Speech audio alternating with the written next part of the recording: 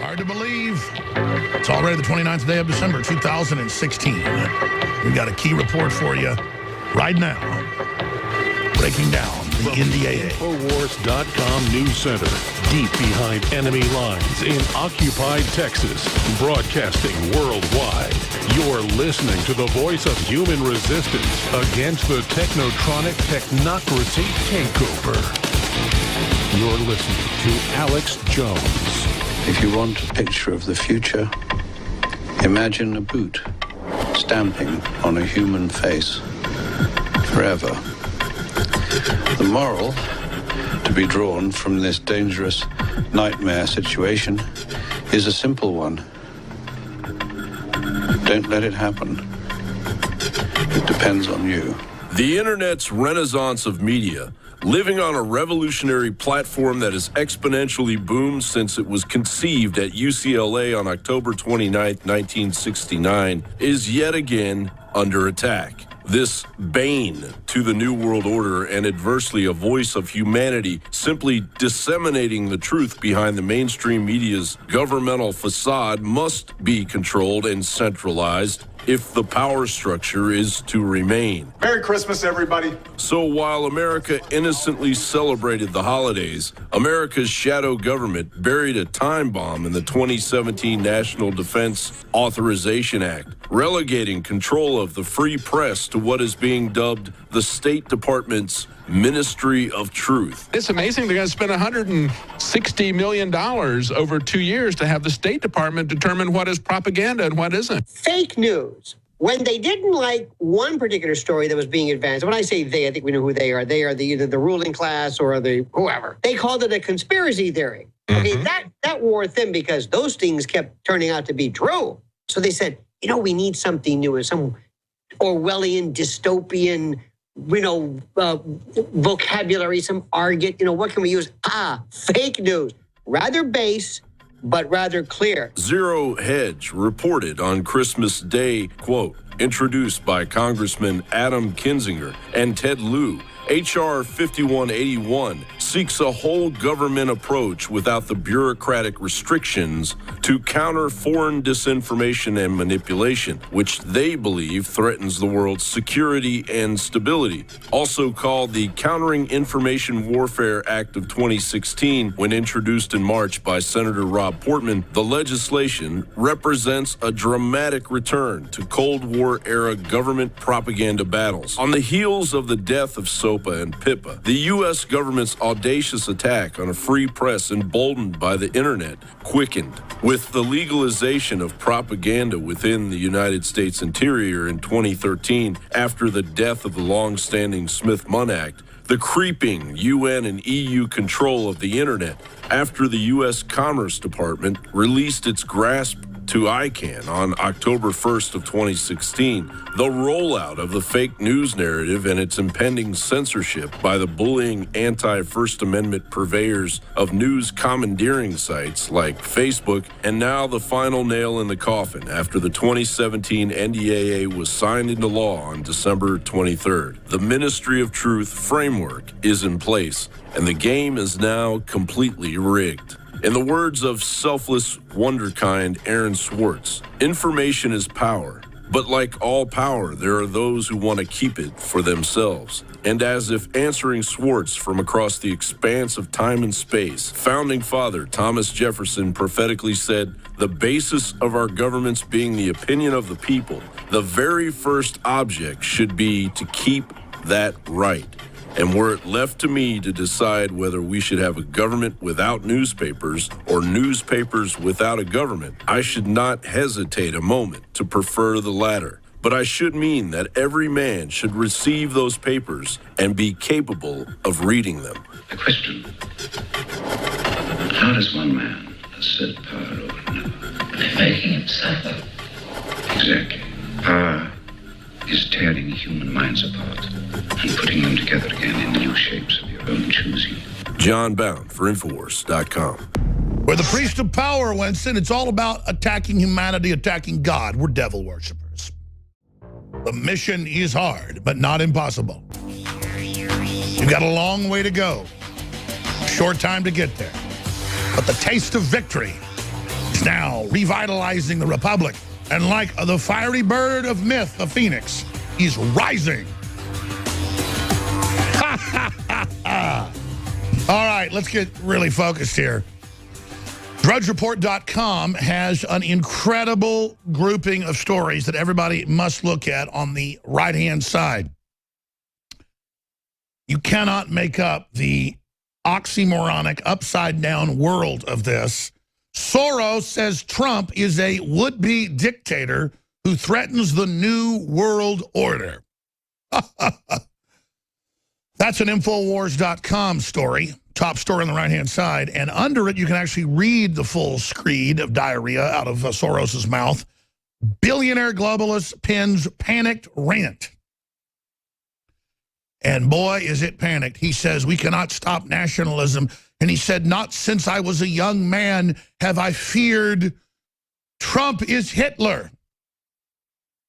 Ladies and gentlemen, he actually calls Trump Hitler and a dictator. He calls him a Hitlerian dictator. Now, is this lost on anyone? George Soros is a famous Nazi collaborator from the age of 13 to 17, because no one thought that a young Jew coming in and claiming he was helping get food to groups that were hiding would actually be a Nazi agent. He was a literal Nazi agent of the lowest scumbag order, and he's going to lecture us about Adolf Hitler. I just can't handle it anymore. It is the total, complete inversion of reality. We have him on 60 Minutes saying he is not ashamed of what he did. It's how he, quote, survived. A total sociopath who's got a big, giant you-know-what for America. A raging you-know-what to screw this country. And guess what, scumbag? You think you're losing now. Go ahead and start a war. Go ahead and try to assassinate Trump. Go ahead and fill your hand, you rat bastard. We're going to get you. And I'm glad they've tried to take down Trump and put out these lies, because the gloves are off now, brother. And when Trump gets in office in 21 days, get ready, scum. Because you should have been arrested and in a lot of trouble back when you were 15 years old. You can run on for a long time, boy. I mean, look at your failure, son. He's a laughingstock. That's who you're going to have run your empire? No, you'd rather blow the planet up, wouldn't you, scumbag? You're not going to get away with it. You are a true supervillain out to hurt good people. You hate Christians. You're a dirtbag. And it's in the WikiLeaks how you want to overthrow Israel. Of course you're allied, and your new pivot is with the Islamicists. And people, Israel's got its problems. It's a diverse modern country. My God. But we're going to side with Soros and the Islamicists that suicide bomb their little kids? No. No. This is disgusting. And a lot of people out there have been brainwashed into just obsessing on Israel all day and hating Israel. And it's quite frankly shameful. Because the only way to get rid of Israel is a nuclear war, and the Arabs would start killing each other the minute they got control of the Holy Land. Long before Muhammad showed up in Mecca, riding around robbing caravans and sex slaving, there were Jews in Jerusalem, Jack. 3,000 plus years ago, on record, Roman historians, Greek historians, it's a fact. No amount of revisionist history will erase that, or that Jesus Christ existed. I see articles in Time magazine that Jesus didn't exist. Oh, there's only like 20 Roman historians wrote about him at the time. 5 or 6 Jewish historians. You're a pack of liars. I suspect they're going to tell us George Washington didn't exist next. I'm tired of it. I'm tired of the ignorance. I'm tired of the idiocy. And I just can't take it anymore. It is not fair, and I've used this story a million times. It's so true, that both my grandfathers almost died in World War II in the Army Air Corps. Both of them almost died. One of them crash landed. The other did his missions, had volunteered for more, but got sunstroke from not wearing sunglasses, burned his eyes. He was blind for a week. And the crew went up with the co-pilot and got blown up and died over Italy. They were attacking out of North Africa. And then he almost died when German fighter bombers hit their bases once they got into Italy. He got a Purple Heart for that. But the point is, I get called a Nazi by the ADL, who gives awards to Soros, and Schwarzenegger, who says he admires Hitler, when I almost don't exist, because you killed my grandfathers, you killed me.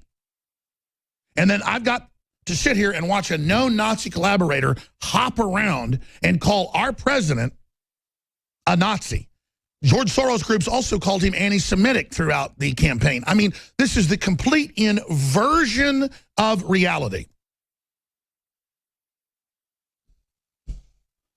Not shocking. George Soros funds progressive war on Israel. He wants to overthrow it, folks. It's the guy is a total demon. He wants your guns. He wants your family. He believes the state should run you. He's a control freak. He's a monster. He wants power. He's behind flooding Europe with Islamicists. But I'm telling you, this goes to another level that no media is pointing out, that Soros is a Nazi. And, you know, I've had Hollywood people on the show before, and I start bashing Soros, liberals who are on, historians, authors, you name it, and they'll go, Alex, now come on, Soros had to or he'd get killed. That's like saying, I've got to join the New World Order or I'll get killed. It's the most sociopathic mindset I've ever seen in my life. And it's the creed of slaves. So the story's up on INFOWARS.com. It's obviously on DrudgeReport.com. It's a Paul Joseph Watson article. Soros conjures Hitler in attack on ascendant populist. That's the area that Zero Hedge decided to zero in on. We should have a whole other article out just about famous Nazi collaborator says Trump reminds him of Hitler. What in the world? He says, I'm afraid of Nazis. What? You are a Nazi dirtbag. You're the lowest scum on earth. At least the Nazis thought they were doing something for a good reason. They were out of their minds in a death cult. You were a collaborator against your own people and betrayed them, scumbag, and made money off of it with your daddy. He was a little Judas goat they sent in, kind of like pedophiles send a teenager in or another kid to get other kids lured to the van. Yes, George Soros was the bait they would throw out to bring in and you know, find where the Jews were hidden. I mean, you just cannot make this stuff up. You couldn't write this stuff. No one would believe it. And now he's perched on top of the country, blaming Russia for America turning against Hillary while she's stumbling around having convulsions. Everybody's sick of her. Russia wasn't involved in anything. You got the Communist Chinese, the EU, the Vatican, the Saudi Arabians, all piled up on our election, saying we can't have Trump. That gets overthrown, and now Obama is set to announce all sorts of wartime measures and troop buildups and cyber attacks and diplomatic freezing of Russian money and all this economic war with 21 days out. And I was watching CNN. I forget the names of the shows. I rarely watch it. I was watching it last night, and they had a roundtable group on. I've got to go look at the show host. It was like 6:30 at night. Who's on at 6:30? It's some guy who I don't know his name. And some gray-haired dude. He had this roundtable on there. And they were, folks, just like before 9/11, 25 days before, I came on there and I said they're going to blow up the World Trade Center, blame it on bin Laden, get ready for terrorism. I saw the same telltale signs. They said it is going to be Trump's fault, the war that's coming now. Islam is going to attack Europe and Israel. There is a giant war coming, and there's going to be a war with Russia, and it is Trump's fault. And all the roundtable goes, it's very sad, but it is to be. And you can tell the fix is in. They're going to start World War III. They're a frickin' loon cult who are under Stockholm Syndrome and under Arabist control. And this is a real pivot to Islam and the takedown of the West. And it was a cult of scum, a bunch of CIA operatives up there on the show, all committing to a giant war. And then America's going to have to be destroyed now because we voted for Trump. I mean, criminals love to brag. And I saw them do the pre-celebration of World War III and the destruction of Israel and the United States. I saw psychopathic behavior. Welcome back, ladies and gentlemen. It was Jim Scuto last night that was sitting in for Wolf Blitzer on the Situation Room. And again, I watched about 30 minutes of it before I left the office. And maybe for the nightly news tonight, I'll actually go back and find that archive and play these clips. But they had a roundtable going, it's Trump's fault, and he's going to start a war now, and it's his fault, and the war is inevitable. and they were all very satisfied. And they said some really bizarre stuff. They had a professor on there, and they were saying, Trump's only going with his instincts and his advisors.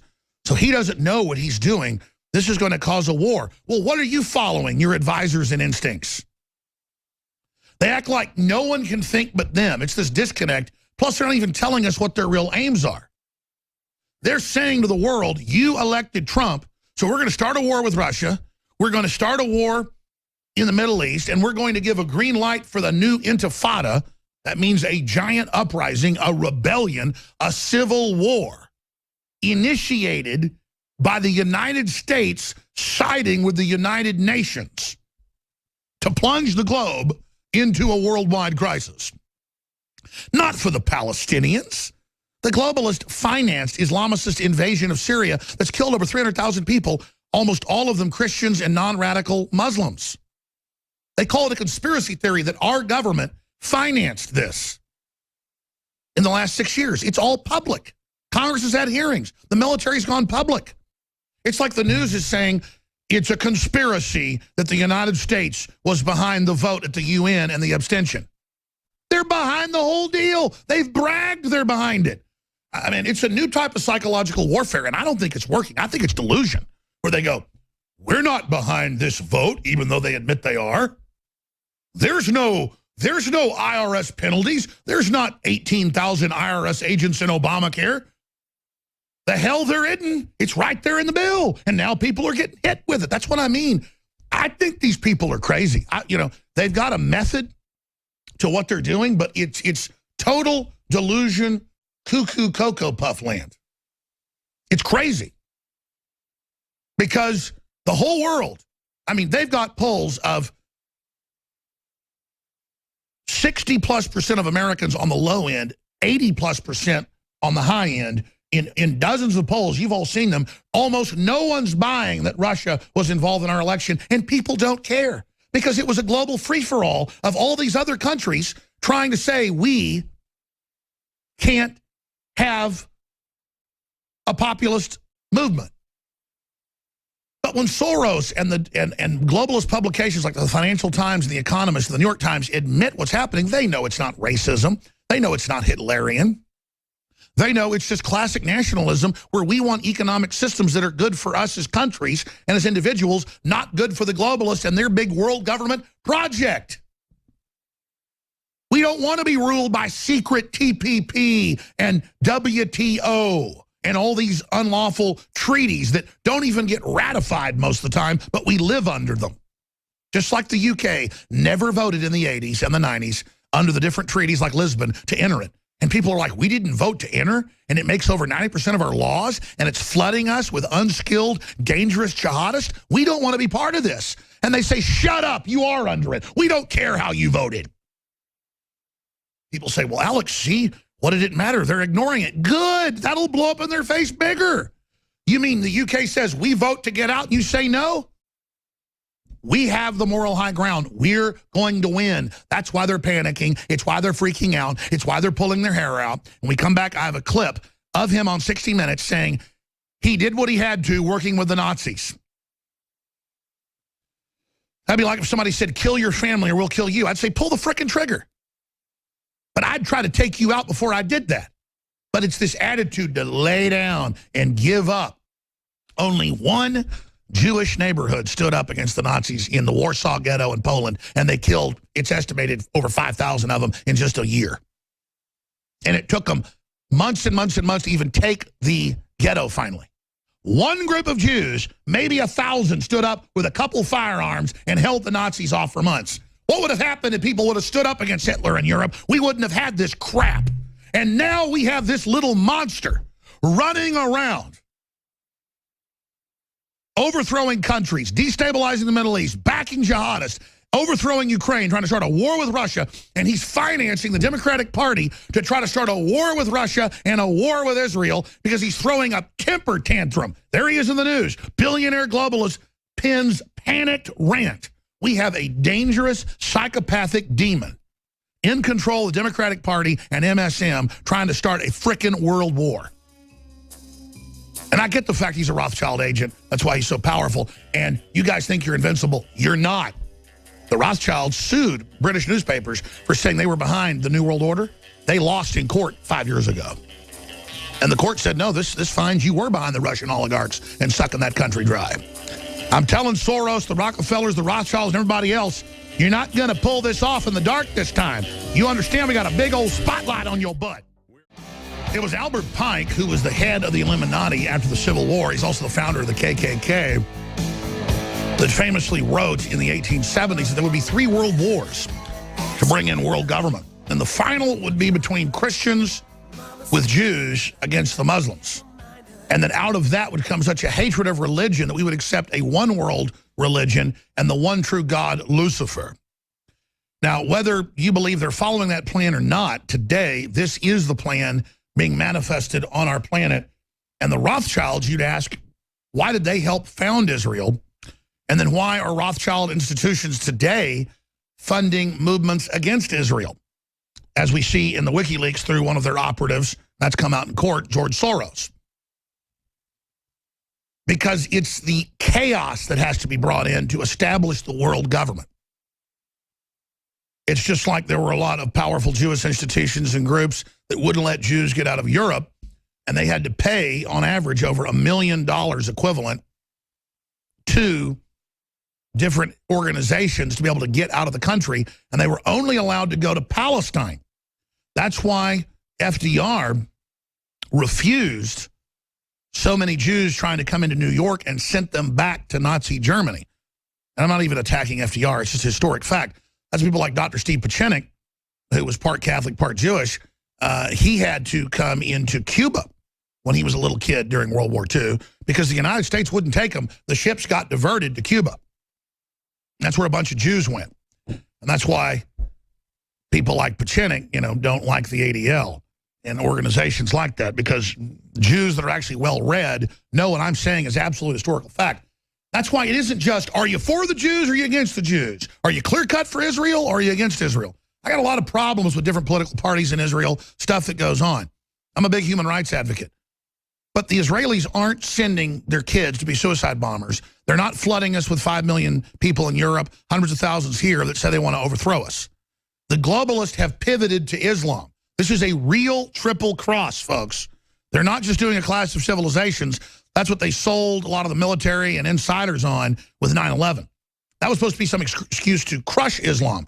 It was actually to put Saudi Arabia in charge, knock out the countries that were blocking radical Islam, like Saddam in Iraq, Assad in Syria. So this is the grand chessboard. And they're panicking because Trump understands this. The military brass understand this. They're making deals with Russia. They're making deals with Japan. They're making deals to double-cross all the double-crossers like China and others. And it's not been clear where Israel was going to side in all of this. And the Likudniks and Netanyahu, they didn't really give any overt support to Trump. Well, now the globalists have miscalculated, and they think holding the world hostage to nuclear warfare is going to bully everybody into accepting this. In fact, they say, you better accept globalism or there's going to be a big war. And now they're hitting the dominoes that will chain reaction into a giant regional war that will probably get bigger. Because if any NATO forces or others hit Russian forces in Syria, it's off to the races. That's why you notice they just did a deal to begin the process of splitting Syria in 3 pieces, which was the older plan, again, going back to Eisenhower. Everything Trump's doing is an older, pro-America, stabilize the world, promote freedom plan that got killed in the mid-'60s with LBJ. Everything's going back to that plan. That's why, they've literally taken these plans off the shelves. And again, no one else knows this. No one else talks about this but insiders. You're getting the inside scoop here, which I've already reverse engineered. The reason all the insiders listen to me is I already reverse engineered all this. Because most of it's in white papers, in documents here and there. And then you have Wesley Clark admitting it and others. And just now it's known. So there is a race here against a plan for Americana global domination through industry and ideas, or through global corporate governance under the IMF and World Bank. And there's 2 different competing systems. So Russia just completed a ceasefire deal between the rebels. It's all the factions saying they'll split the country in 3 parts. Now, that's an older U.S. plan. The plan currently was to hand it over to Saudi Arabia and let Wahhabists kill all the Shiites, kill all the Alawites, kill all the Christians, and turn it into a backwards hellhole. But a lot of folks now are looking at giving some of the desert, eaten-out areas that border Iraq to the Islamic State, basically, to Saudi Arabia, and then having a Kurdish area, and then having the main coastline and the main cities, which is classically Damascus and Aleppo and other areas, to the people that want to have a multicultural system. Now, that said, I want to get back into Soros and the bombshell news. Here he is on 60 Minutes. They try to remove this clip everywhere, but it's fair use. The public has a right to know this. And then here's some of the historical background as well. George Soros saying he did what he had to do working with the Nazis in Eastern Europe, rounding up fellow Jews to be sent to death camps. From 1944 of what happened to George Soros's friends and neighbors. You're a Hungarian Jew who escaped the Holocaust by posing as a Christian. And you watched lots of people get shipped off to the death camps. I was 14 years old, and I would say that that's when my character was made. It was a tremendous threat of evil. I mean, it was a very personal experience of evil. My understanding is that you went out with this protector of yours who swore that you were his adopted godson. Yes. Went out, in fact, and helped in the confiscation of property from the Jews. That's right. I mean, that sounds like an experience that would send lots of people to the psychiatric couch for many, many years. Was it difficult? Not at all. It was actually probably the happiest year of my life, that year of German occupation. And McBreen did it. I knew that there was a Leslie Stahl interview and the other one. There were 2 60 Minutes interviews.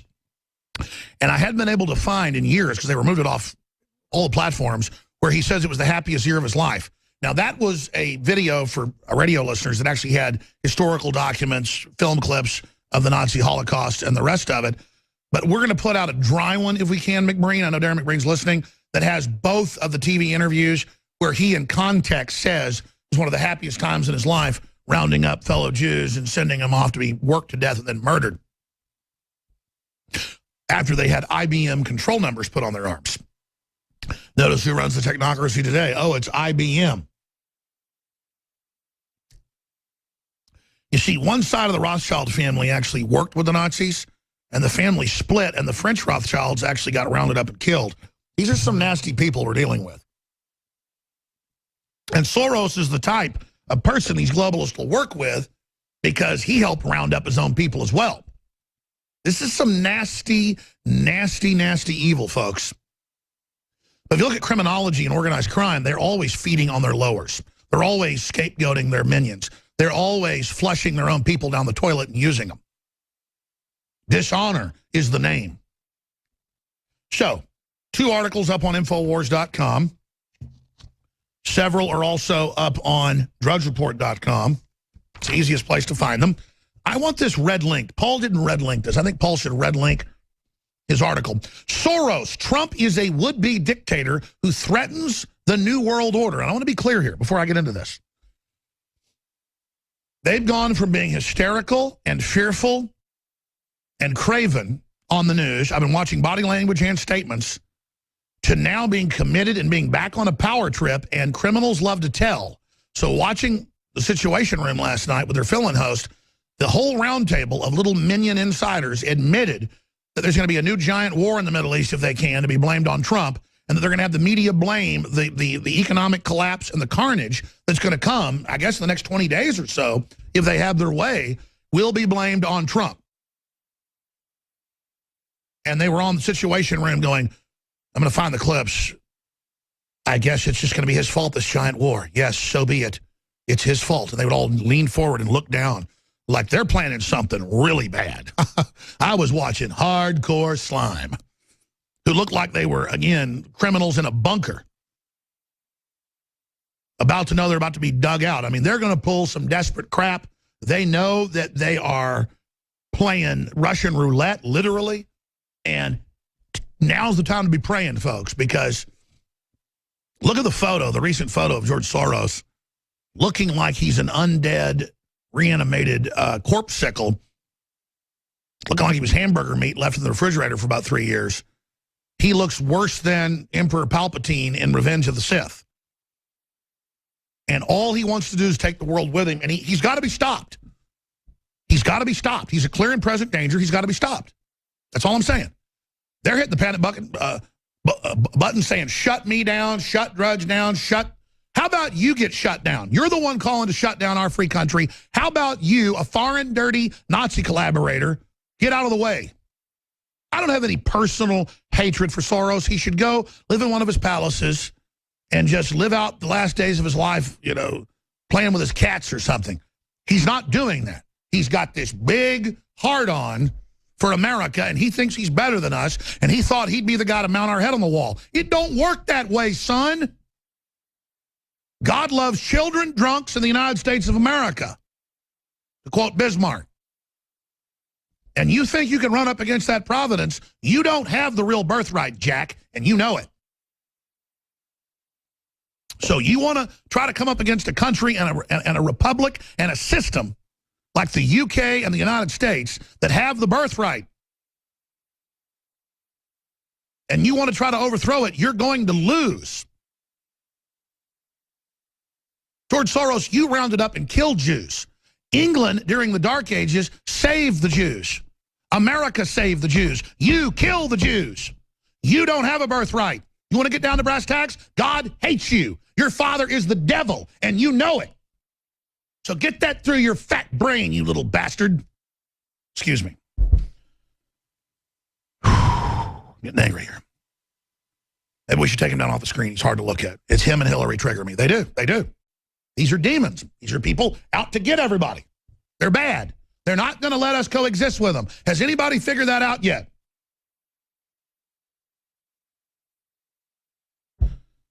Now, let's continue. Let's read what this monster's put out. Soros, Trump is a would-be dictator who threatens the new world order. That's his world government. His stinking, anti-human, pro-death, eugenics-based tree of turds.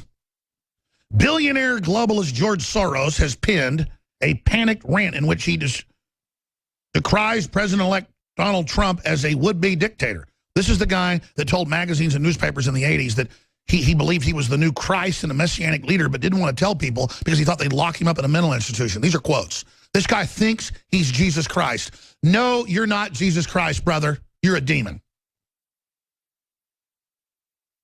In an article for Project Syndicate, Soros begins by mentioning how he lived under both Nazi and Soviet rule in Hungary before asserting that various forms of closed societies, from fascist dictatorships to mafia states, are on the rise.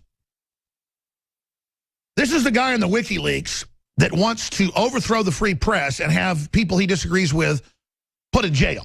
Oh, he wants to stop a mafia state. Everything he says is a lie. The claim is confounded by the facts, which show that the share of the world population living in democracies has increased continuously. Soros writes that in voting for Trump, Americans elected a con artist and would-be dictator as its president, and that his defeat of Hillary Clinton means America will be, quote, unable to protect and promote democracy in the rest of the world because that policy works so well in Iraq, Afghanistan, Syria, and Libya, which he's been behind.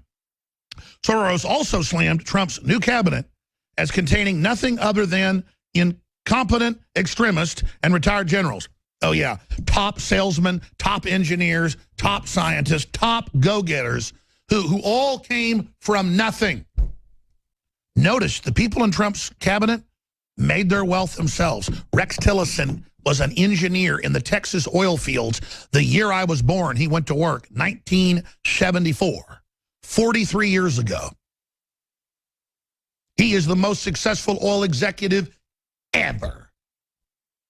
He defeated the carbon taxes behind the scenes.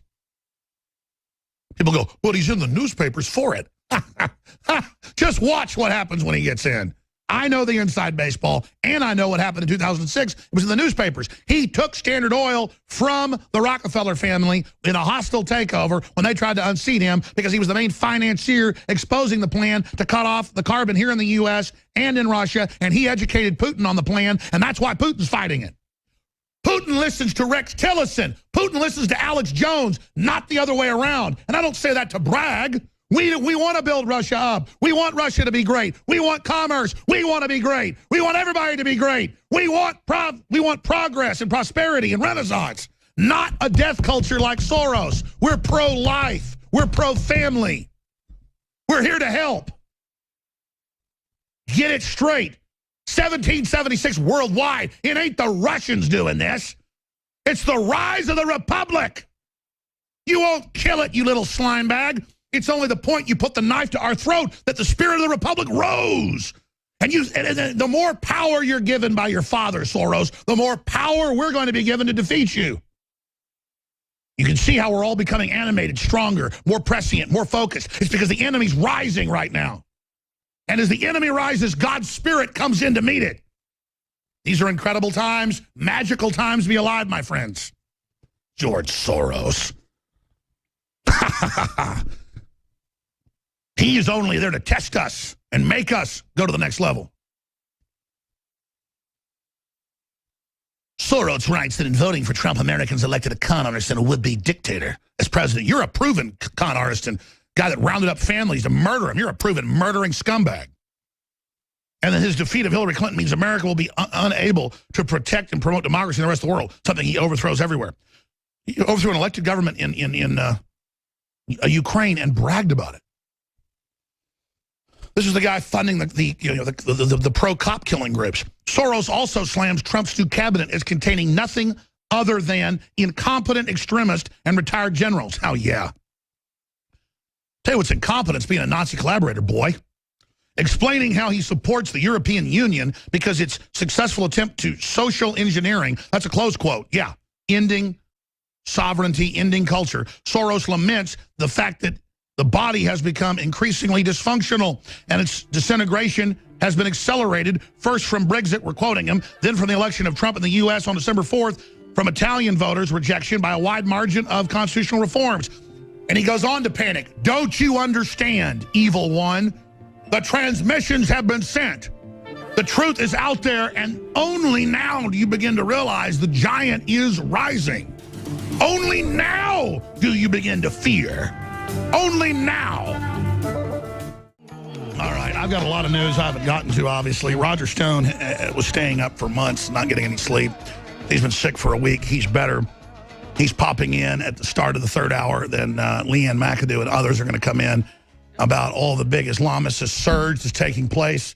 The reports out of Spanish intelligence that the United States, Central America, Latin America, South America are just being flooded by jihadists right now. We already know that, but now it's mainstream news. There's a larger plan here with the globalists. It doesn't mean that we're even winning this fight, but we're conscious. We're gaining ground every day. He goes on to compare him to Hitler and says he hasn't felt this unsafe since he was in Hungary under Hitler. This is, again, a Nazi collaborator who actually rounded up thousands of people and sent them to death camps. But the ADL gives him awards. See, how do you, if you're going to cover all this up, how do you do it? You become the group that represents the people. Isn't that just cute?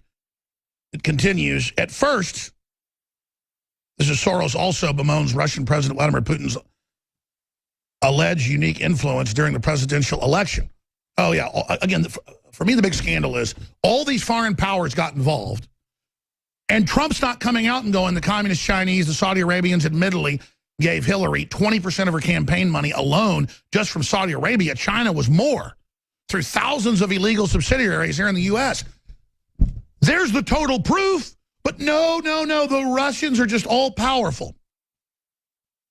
At first, he tried to control social media. Then, in a brilliant move, he exploited social media companies, business models to spread misinformation and fake news, distorting electorates and destabilizing democracies. This is how he helped Trump get elected, writes Soros about Trump.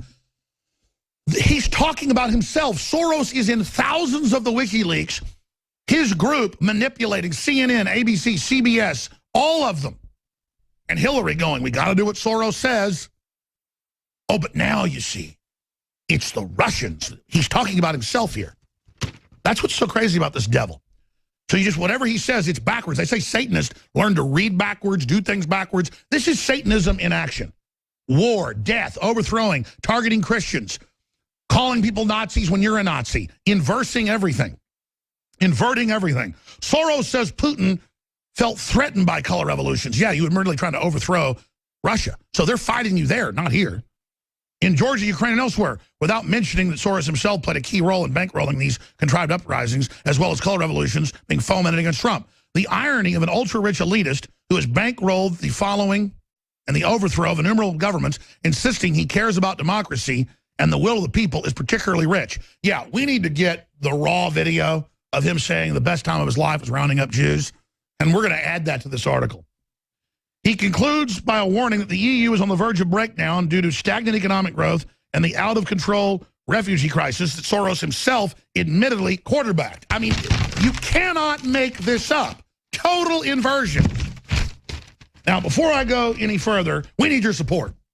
We're hair on fire going in against the enemy. We got the most amazing nutraceuticals. If you don't try Super Male Vitality or Female Vitality or X2, you're nuts. And we've got free shipping store-wide. Christmas is extended right through to New Year's Day, free shipping store-wide, and we're selling out basically of almost everything, it looks like, by Monday or so, because we like to sell at the end of the year so we don't have inventory taxes that Texas has that are quite large and hefty. So you're getting great products, free shipping, sign up for auto ship, an additional 10% off, a lot of other specials, InfoWarsStore.com, InfoWarsLive.com, or call toll-free, 888-253-3139. We'll be back with hour number 2. I am fired up! I can feel the spirit of liberty rising! Ah, yeah! Ah! 21 days, ladies and gentlemen, until the historic election. I'm going to open the phones up in this hour on Obama with more talk of war, cyber attacks against Russia, saying our policy of Russia cyber attacks us under globalist control, that they'll physically attack them. So that means turnabout's fair play. Major economic sanctions, Soros going into panic mode. If you just joined us, saying that Trump's a dictator, a Hitlerian dictator, these are quotes. When this guy is a literal former Nazi agent. I mean, it's too rich. He claims that Trump's going to destabilize the world and overthrow countries when that's what Soros does.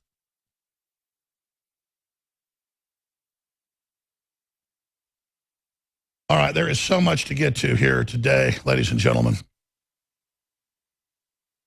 Terrorists are raising cash in Latin America to attack the United States. We're going to be getting into all of that. Roger Stone hadn't been on in about a week or more. He's going to be on.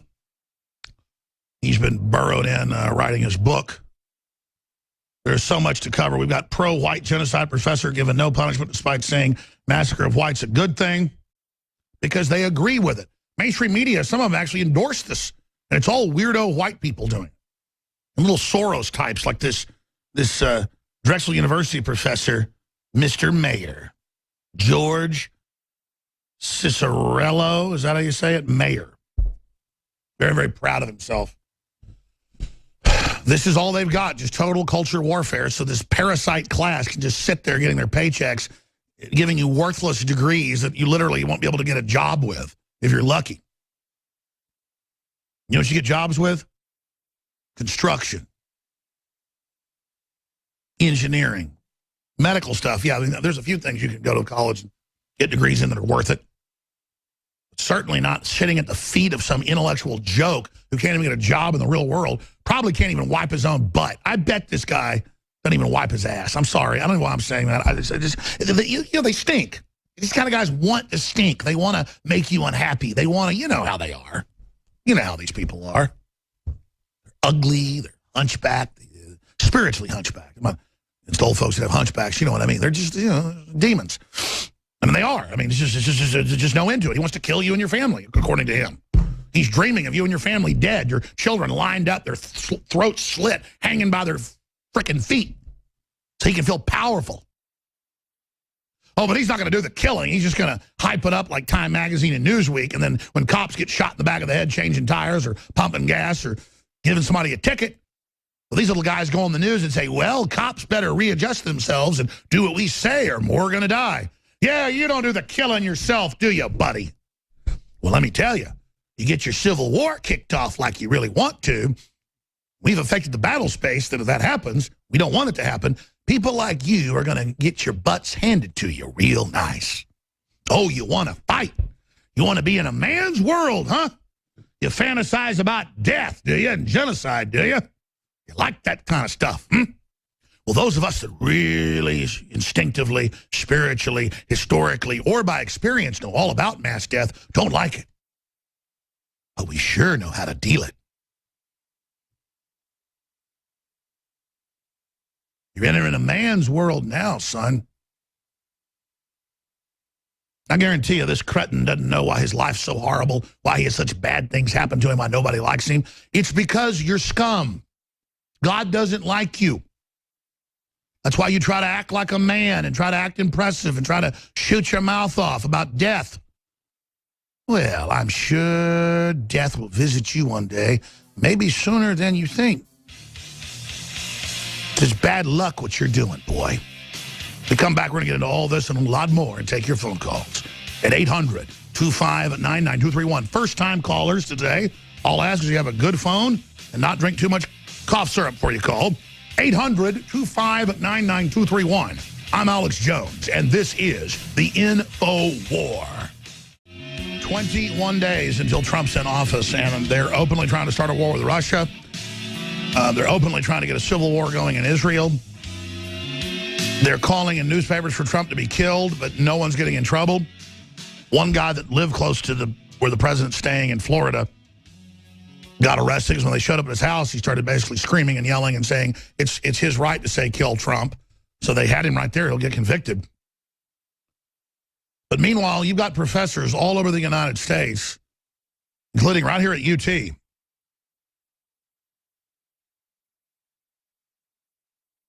where they're announcing communism in America and that white people are inherently bad, and most of them are white. This is what the big universities are paying to do. This is what the big foundations are paying to fund. This is what the elite want, to make us a bunch of dysfunctional mental patients. And then when the problem gets big, they bring in total federalization to counter all the racial division. It's classic divide and conquer. Stories up on Infowars.com. Pro-white genocide professor given no punishment despite saying massacre of whites a good thing. He said, all I want for Christmas is white genocide. Despite explicitly stating the massacre of white people during the bloody Haitian Revolution was a good thing and wishing for white genocide on Christmas Eve, Professor George Mayer said Drexel University supports him.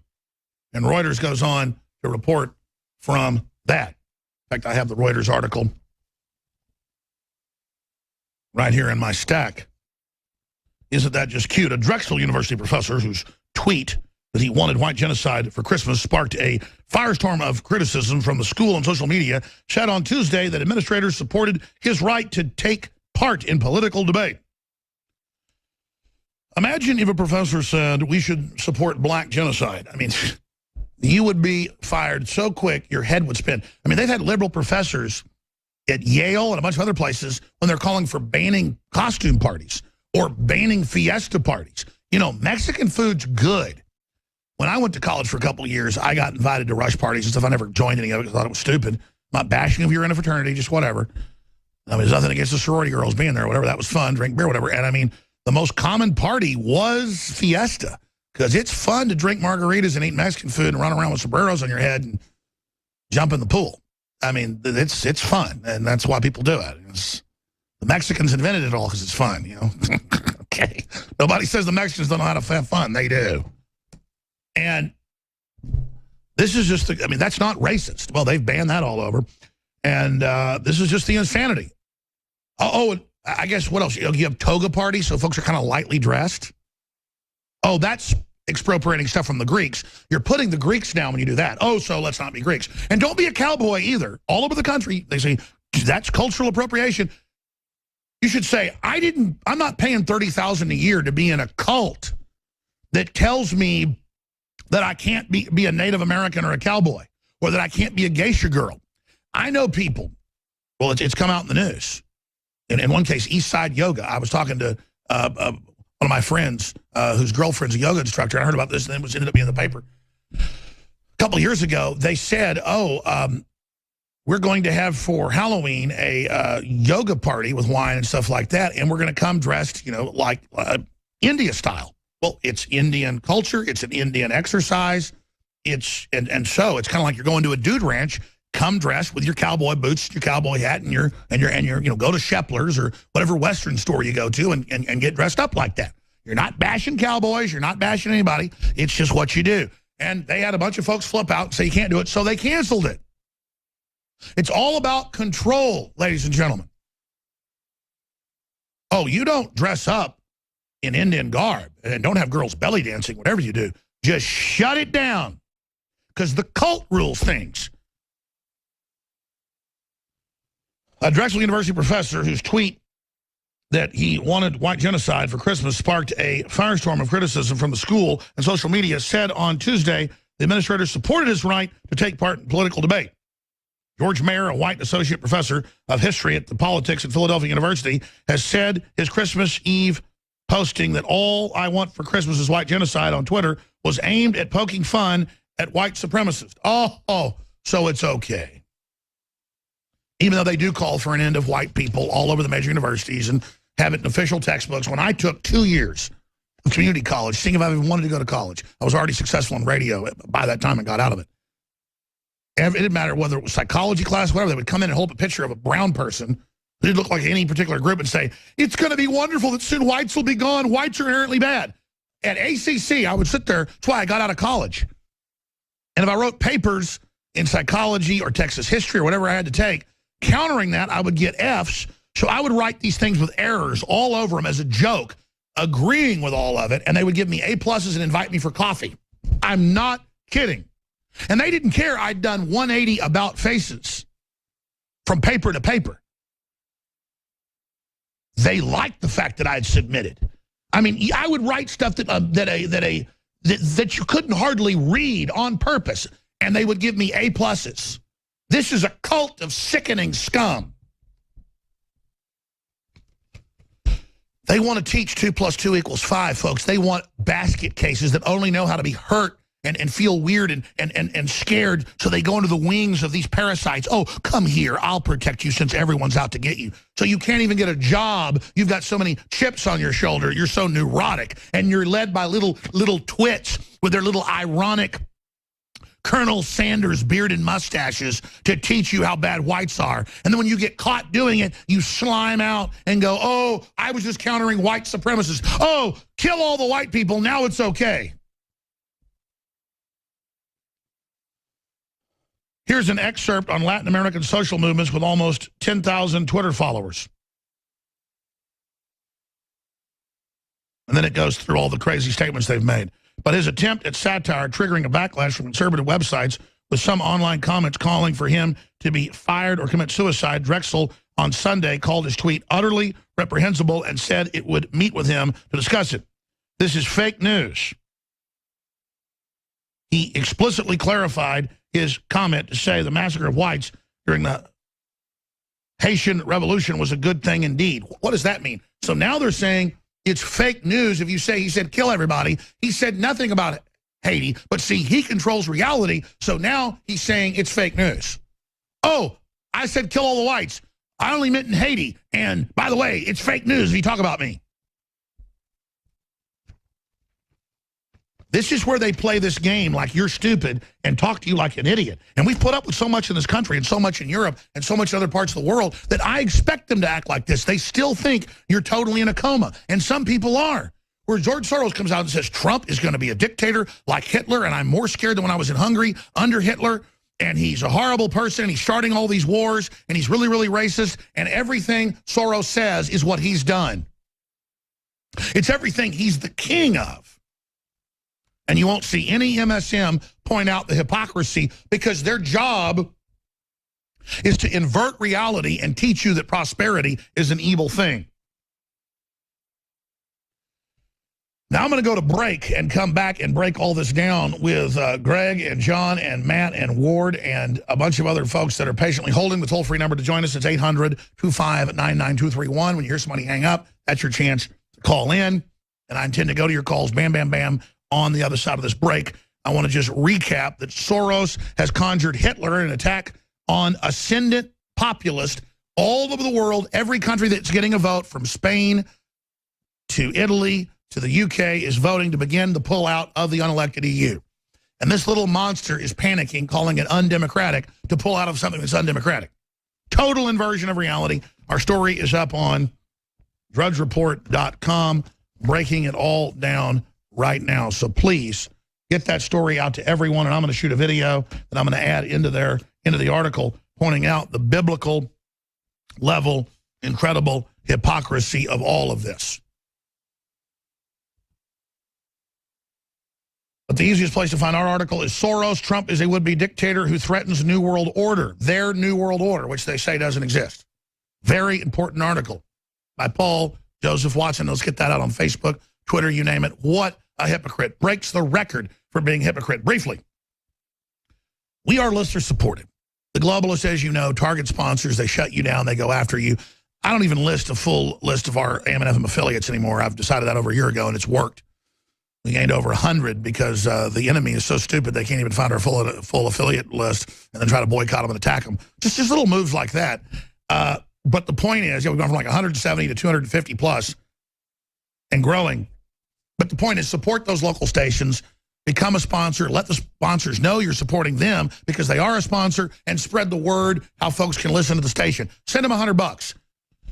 Also support us. Get the nutraceuticals. I mean, amazing. The good Halogen X2. Find out about it. It's the missing link. The other big missing link, BioTrue Selenium. Don't take too much of it, though, folks. It's amazing. But a lot of people have big deficiencies in that. Super Male Vitality is 30% off right now. It's about to sell out. We don't get more for about a month. But I want to sell out before the end of the year, obviously, for tax reasons, because they have inventory taxes here in Texas. So InfoWarsLife.com. We have hundreds of items between 50 and 25% off. Store-wide free shipping. Sign up for auto ship. Get an additional 10% off any item, whether it's storable foods or whether it's high-quality, non-GMO, open-pollinated heirloom seeds or water filtration systems. The very best systems at the lowest prices. Survival gear, preparedness gear, solar-powered, crank-powered shortwave radios, the highest quality, lowest price. The Block It Pocket privacy and security.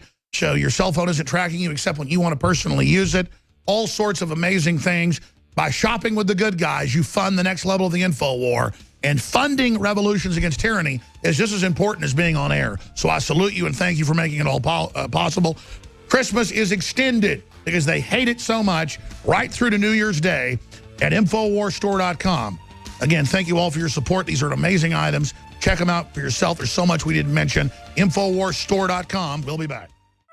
All right, I want to go to your phone calls, but I want to just pull back here for just a moment. Because every time I'm about to go on air at 11 a.m. Central, and every time I get off here, when I'm walking to the bathroom or going to look at some video clips in one of the studios or stepping outside to make a phone call, I just think about the fact that the globalists are panicking. They're trying to start wars. They're openly passing laws to begin censorship of media in the U.S., They're claiming that American patriots that want sovereignty are Russian agents when they're the ones bringing in foreign powers to suppress our speech. It's just incredible to me how truly criminal and despicable and villainous and comic book. I mean, this is like a James Bond movie. They're really doing it. They're really going to pull something big because they've gone from looking butthurt now to looking really angry, focused, and evil, and they're nodding their heads and they're saying something big's coming. Trump's going to get it. He's going to pay. Oh, it's his fault. The big war is about to start. We were saying months ago they're going to start a war if Trump gets elected. And now they're doing it. And now they're on TV saying the big war is about to happen. It's his fault, when anyone with the geopolitical understanding of a 5-year-old understands they're starting stuff with this whole destabilization of Israel and Russia. It's just crazy. It's crazy. And I'm not on Trump's back. He knows what he's doing, but man, he's got to get more aggressive with these people. He's like, hey, prosperity's up. Hey, every day announces new factories coming back. I understand that's great. They're trying to start a war before you even get in. You got to call these people out. And I know Trump knows the public's not that sophisticated, but it doesn't matter. He has to lead them to it. The message is complex. You make the public complex by putting out complex messages. That's my view. You can't dumb it down when it comes to this. Trump has to come out and say they're trying to start a war ahead of him getting into office, and it's the only way they're going to back off.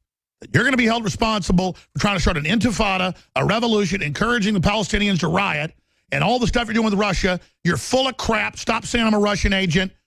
You're the ones that brought in the Chinese. You're the ones that brought in the Saudi Arabians to fund the election, and I'm going to investigate that when I get in.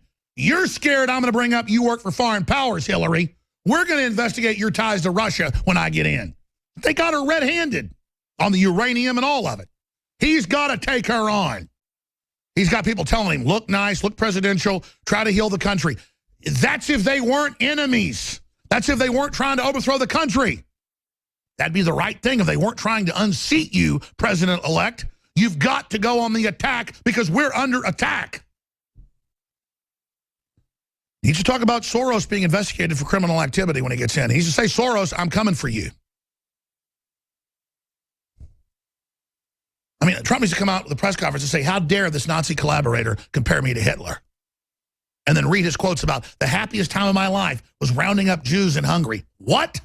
He's crazy. Destroy him. Press the attack. Why do you think the InfoWars had such a big effect? The media is so arrogant. Oh, Alex is discrediting Trump. Oh, blew up in your face, didn't it, jackasses? We're not here to make friends. We're not here to get ratings. We're here to overthrow the New World Order. We're here to burn it down politically. We know you're attacking us. We're attacking you. You got lies. We got truth. We'll see what trumps what. Dan in Maryland, you're on the air worldwide. Then Ward, Matt, Joel, John. Dan, thanks for holding. Go ahead. Yeah, no problem. Thanks for having me on. How you doing? Thank you, sir. Go ahead. I just wanted to raise the point. It seems pretty obvious that he had this go on in his childhood where he enjoys selling people out. That's why he has Obama selling black people out.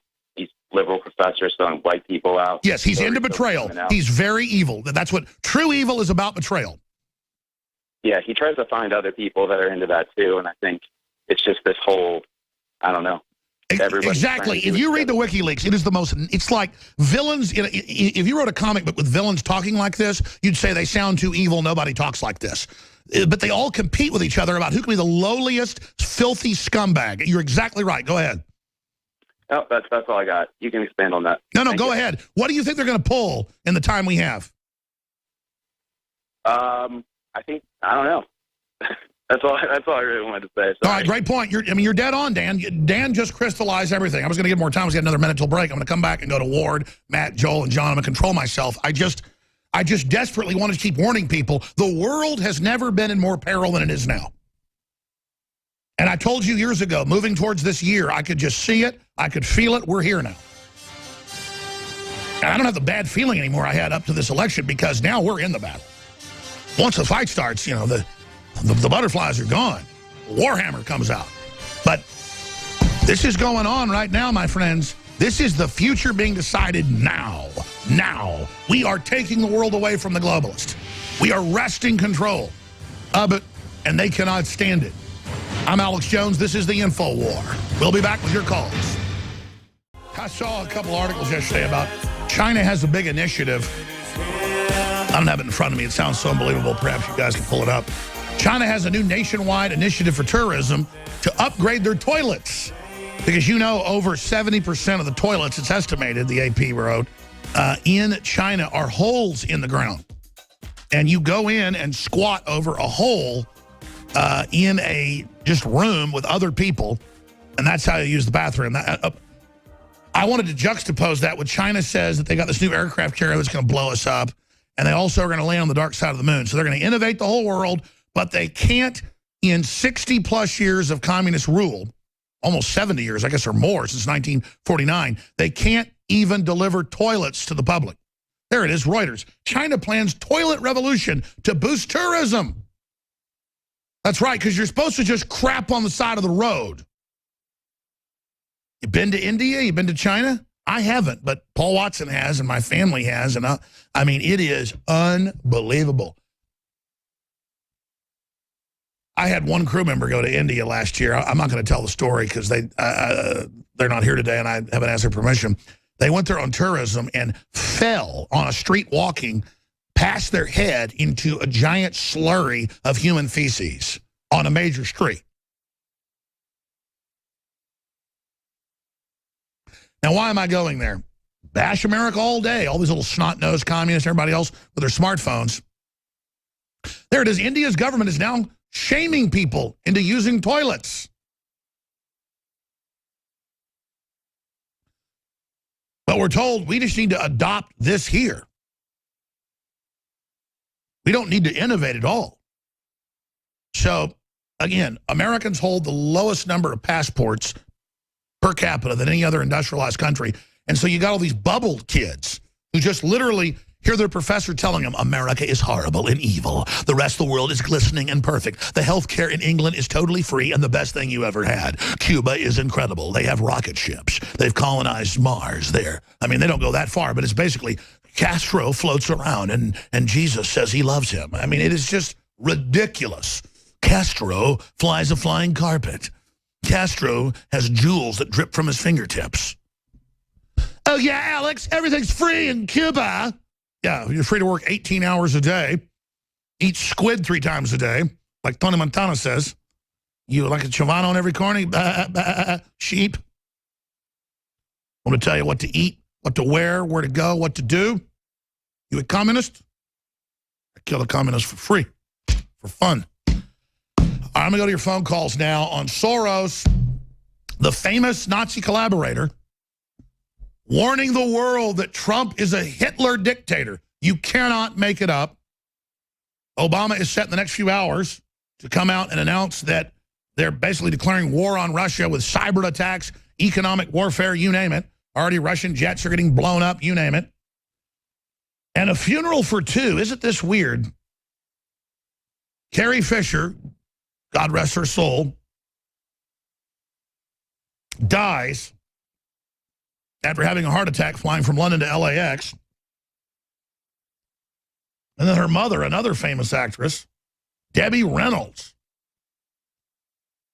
dies of a suspected stroke. Was it a stroke? Or was it star killing? And by the way, I pretty much trolled the media a few days ago when I asked, is this star killing? Because when somebody's outlived their usefulness, basically mafias do run Hollywood, and I've talked to a lot of high-level Hollywood folks, there is the belief that when you're no longer useful, they're about to put up your original catalog in rock and roll or movies or you name it, folks tend to get killed to make them valuable again right when some new production is being rolled out. Plus, they can also show you the original Carrie Fisher from the 1977 New Hope. She's back in the new movie via computer, and you can't tell the difference. So you really don't need Carrie Fisher anymore because you've got a digital version of her, and then magically she dies right on time, and then her mommy, who controlled her estate, dies a few days later. Coincidence? What if other members of the family that have claims on her start all dying? Would you then ask a question? Now, I said I don't think they killed Carrie Fisher. But see, we need to think about star killing and understand this goes on. The ultimate mafia is Hollywood. They actually found it. There's Carrie Fisher, not from the original 1977, but the 2016 release, Rogue One. Which, by the way, is a very avant-garde movie. It's the best produced Star Wars movie ever. And I got to say, Disney, despite the fact I don't like Disney in many respects, did a really great job with the film. And the final scene is as good as it gets. And then it's just Governor Tark's back, and everybody's back because of CG, and it's incredible. Some of the battle scenes get a little exhausting, but they're still well done. I mean, it's got some communist Chinese Politburo worship in it. What doesn't? But, you know, I'll give it 4.5 stars out of 5 stars because I guess the bar was so low. The last one was so bad. Episode 1 was so horrible. I mean, it's just terrible stuff. So, still impressive.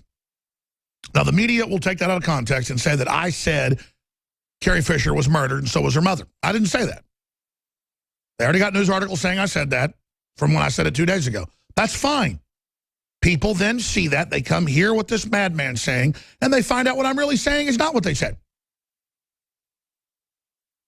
But you see these stars running out of Hollywood, running to Europe, running to Canada, and it's because managers do take people's money. People do die. Look, all the stuff came out with Pelicano.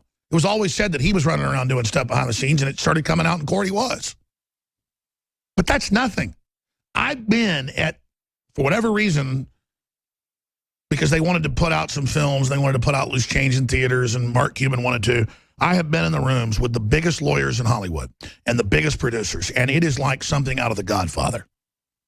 It's old men smoking cigarettes, bitching, who are worth, in some cases, billions of dollars, going, I tell you what, I'll kill that son of a bitch. You give me a problem. And you're like, hey, have a safe trip back home. Are you threatening me? You're going to kill me? Because they couldn't believe I was in these meetings arguing with them and acting like I was an equal. I'm like, in Texas, we say, have a safe trip home. Like getting in like some $1 million Maybach. Just crazy. And that's because it's gangster run, folks. You better believe it. And you always hear Hollywood's Jewish. It is. I'd say half Jewish. Another 20-30% Italian. And then coming in with the money are the Arabs and the Chinese. I mean, I was there witnessing at the time. And now it's all over the news. But I said I go to your phone calls on the Soros situation. But I mean, with the Italians, it's like, wow, these are real gangsters. These are the gangster families that went legitimate 50 years ago. It's amazing. People have no idea the crazy levels of these people. Some of these folks are making $100 million a week on their TV shows. There are producers that own 5, 6, 7 shows that are on. They're getting $5, $10, $15 million per show themselves per week. Hundreds of millions a week. And it's crazy. They don't trust their families. Look at Sumner Redstone. I've been in meetings when Redstone is on the speakerphone yelling at people. And they hang on, he's very mercurial. We have to be very so. I mean, it is crazy. For whatever reason, God let me into these meetings, and I've seen the craziest stuff you can imagine.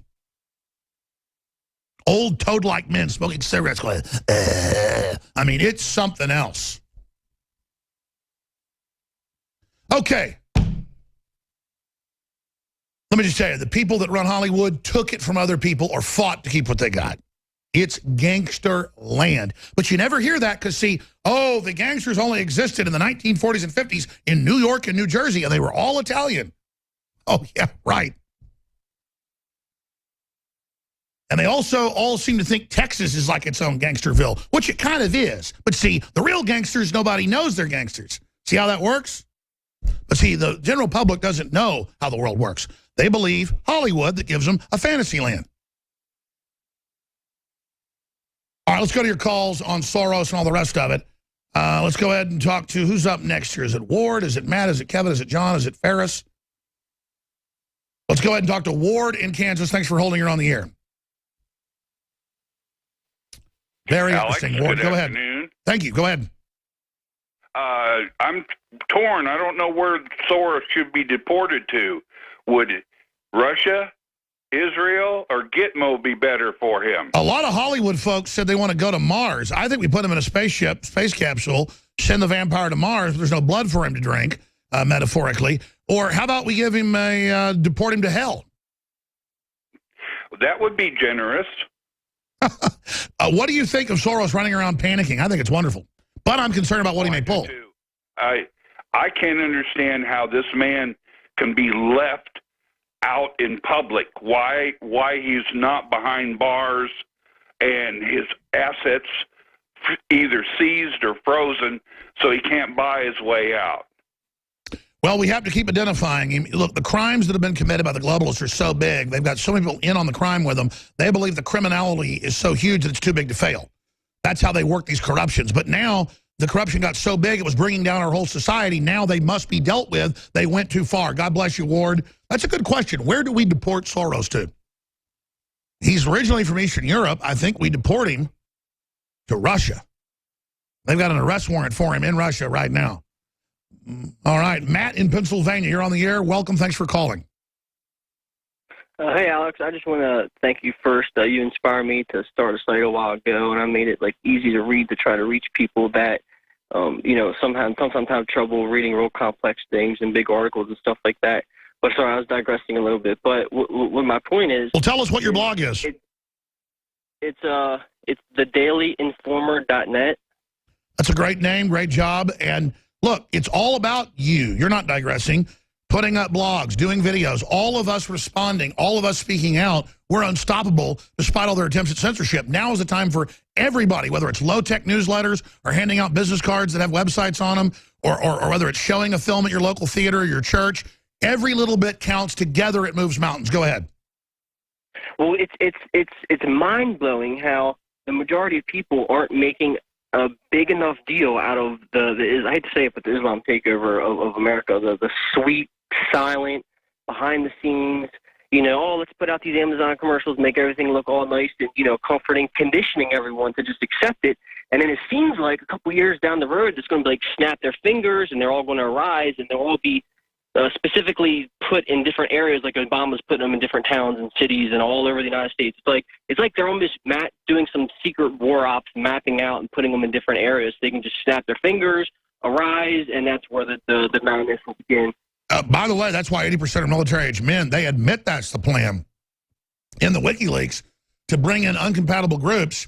Then when they engage in terrorism, take all of our rights, claiming that our free society is what caused it. Merkel's already announcing banning free speech, banning nationalist groups being able to demonstrate on New Year's Eve, but the Muslims can go out and rape and rob and kill. That's in the news today. Great points, Matt.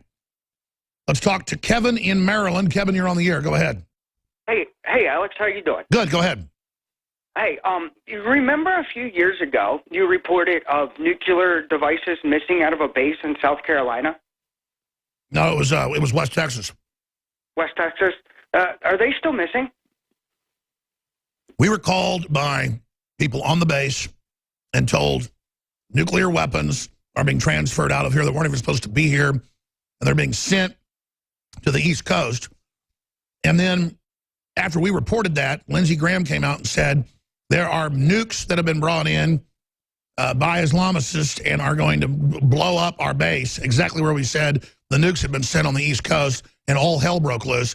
And remember, also, 6 cruise missiles came up missing from Minot base up north and showed up down in Louisiana, and then 6 people at the base got all mysteriously died in the next 2 days.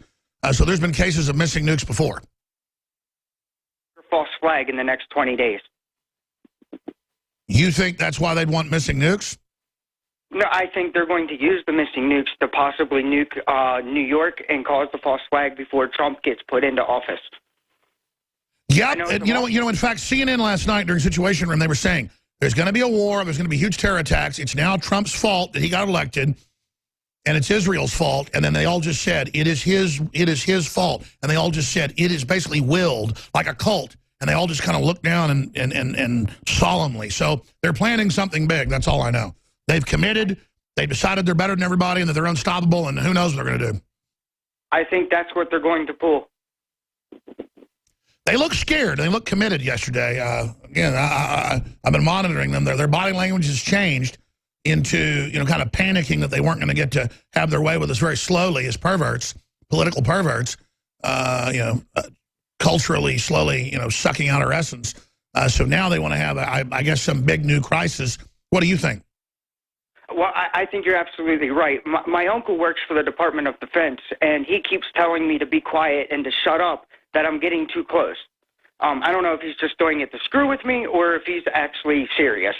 But I think that's your false flag in the next 20 days. Well, those people in the Department of Defense are compartmentalized as well.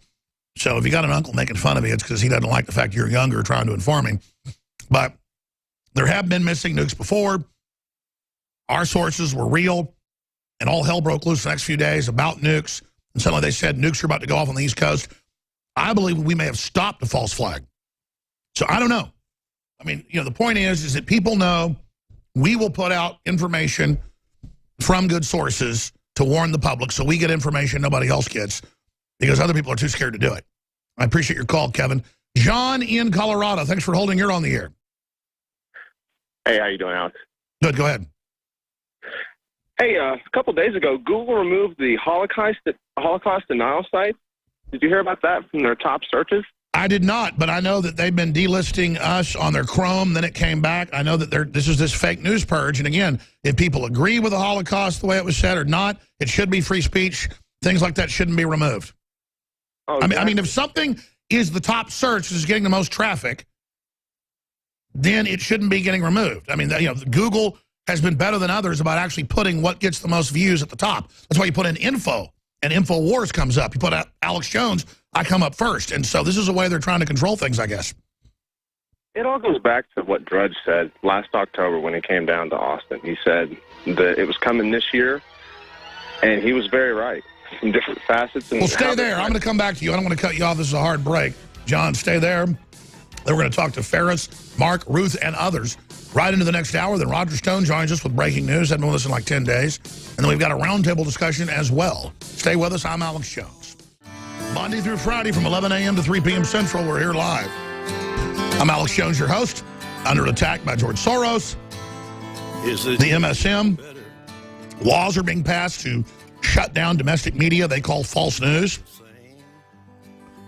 No, they're not worried about the real fake news sites that are out there claiming Bigfoot, was found or whatever, or claiming that Alec Baldwin died. In fact, the New York Times takes the advertising of the sites that do that and gets caught doing it.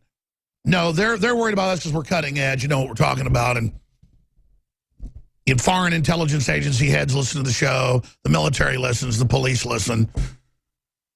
I'm obnoxious. I come off like a wild man, but people know this is, you got to be crazy to be willing to do what I've done. But I'm not crazy. I understood history. And I've got an instinct to stand up against scum that wants to hurt innocent people.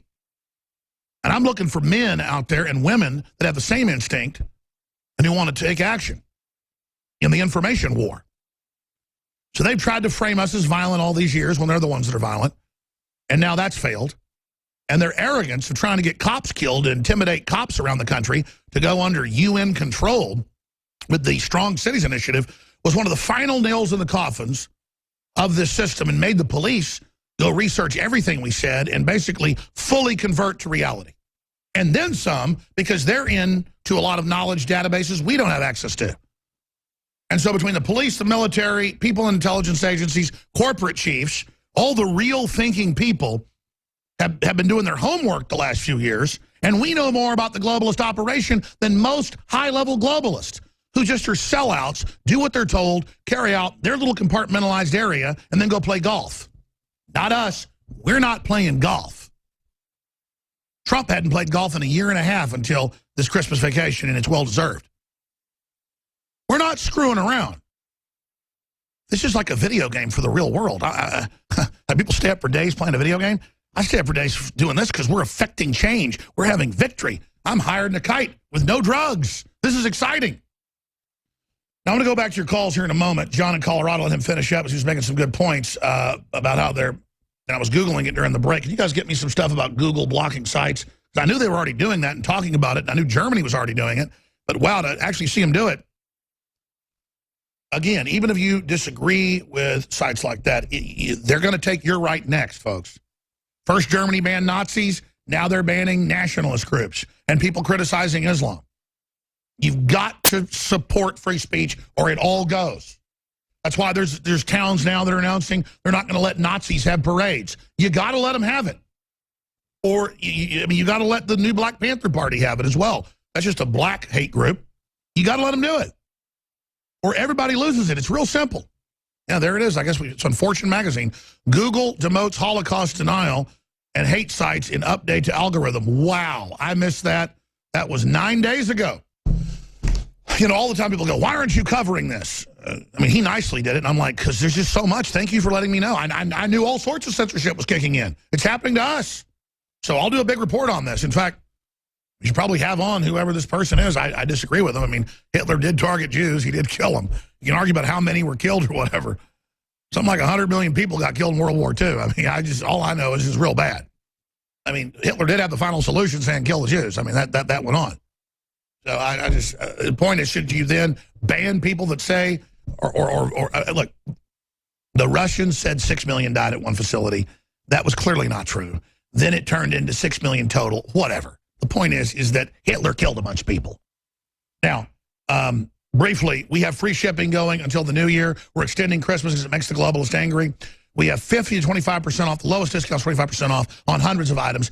All the major nutraceuticals.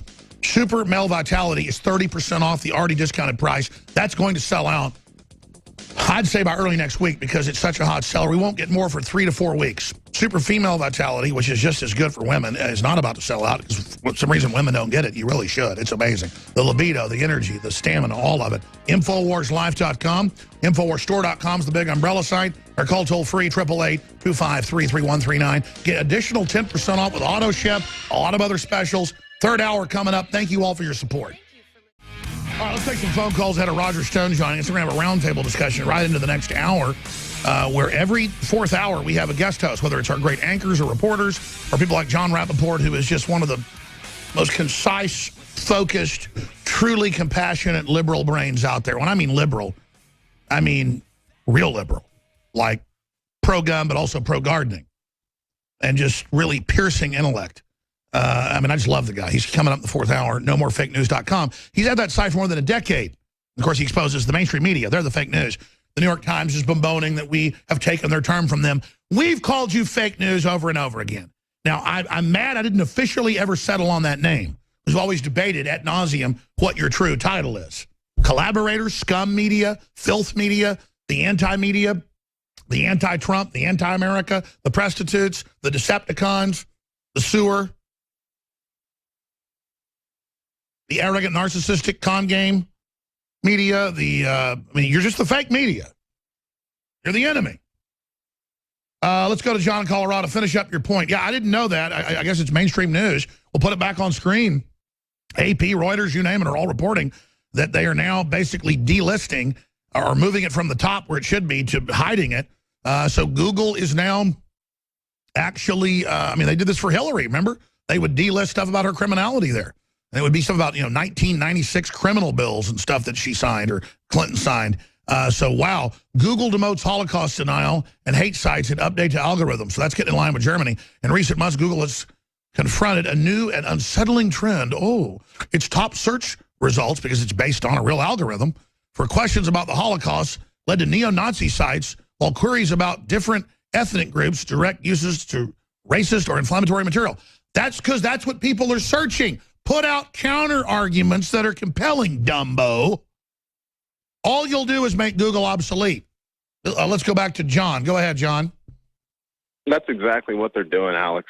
Drudge called it best. He said we're all corralled into these internet ghettos, and that's exactly what it is. Google, Facebook, it doesn't matter. It's all a form of control that you were talking on yesterday, this AI control that's coming. It's already here.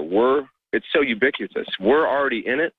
And when Google does stuff like that, delist and demotes and de-whatevers, and no one bats an eyelash, it's because no one even notices. We're already so in it.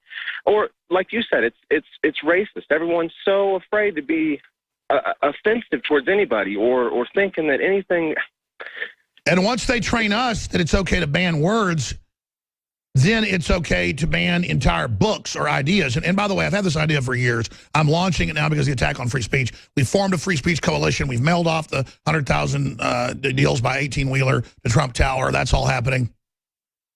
But I'm going to start a $100,000 a year award, as long as we can pay for it, every year to a champion of free speech. But the first year's winner for 2016 will just be honorary, because Drudge wouldn't take it, $100,000. The first winner's Drudge for defending free speech and for being an incredible journalist.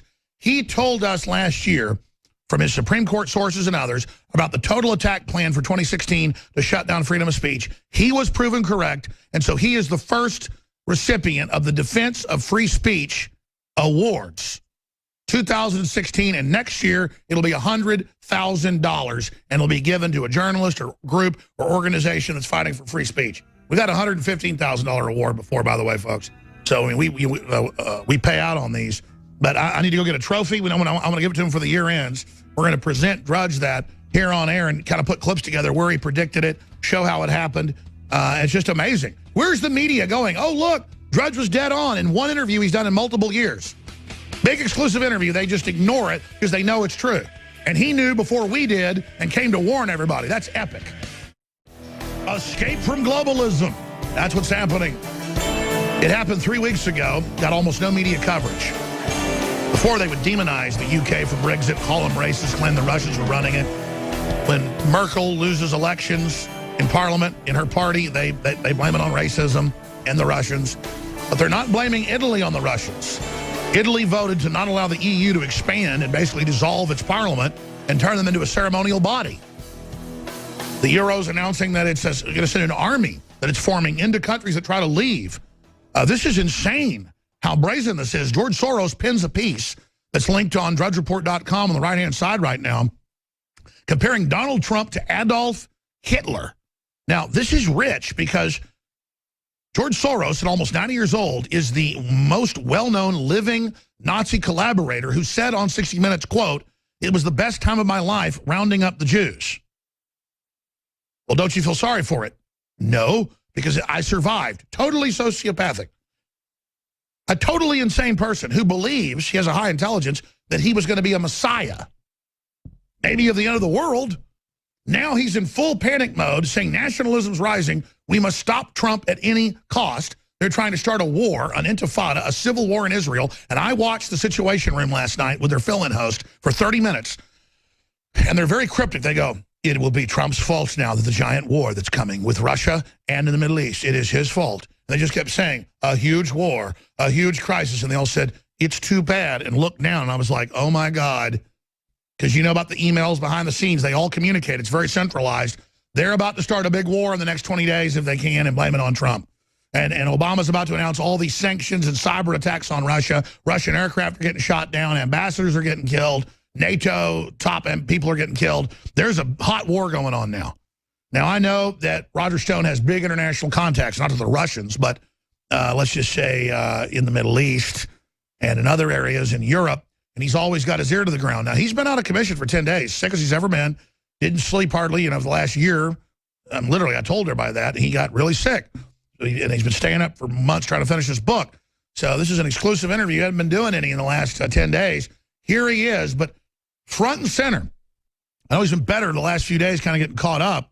He can give us the latest on Trump that he's allowed to get into and this crisis. But I hope Trump knows that they're coming after him in America. They are now basically like kamikazes who know from Italy to the UK to the United States, everybody's pulling out of globalism. Soros says there's an ascendant populism, and they're in full panic mode. So this is the Guter Damarang, folks. This is the Ragnarok. This is the final battle in their view. This is very Hitler in the bunker. So they're totally inversing reality.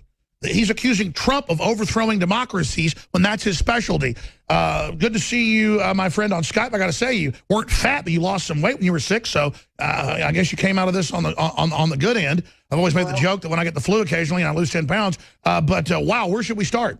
Well, I put it this way. I lost weight the hard way. Alex, I think the president-elect was hoping to have more of a working vacation at his estate, Mar-a-Lago in Palm Beach.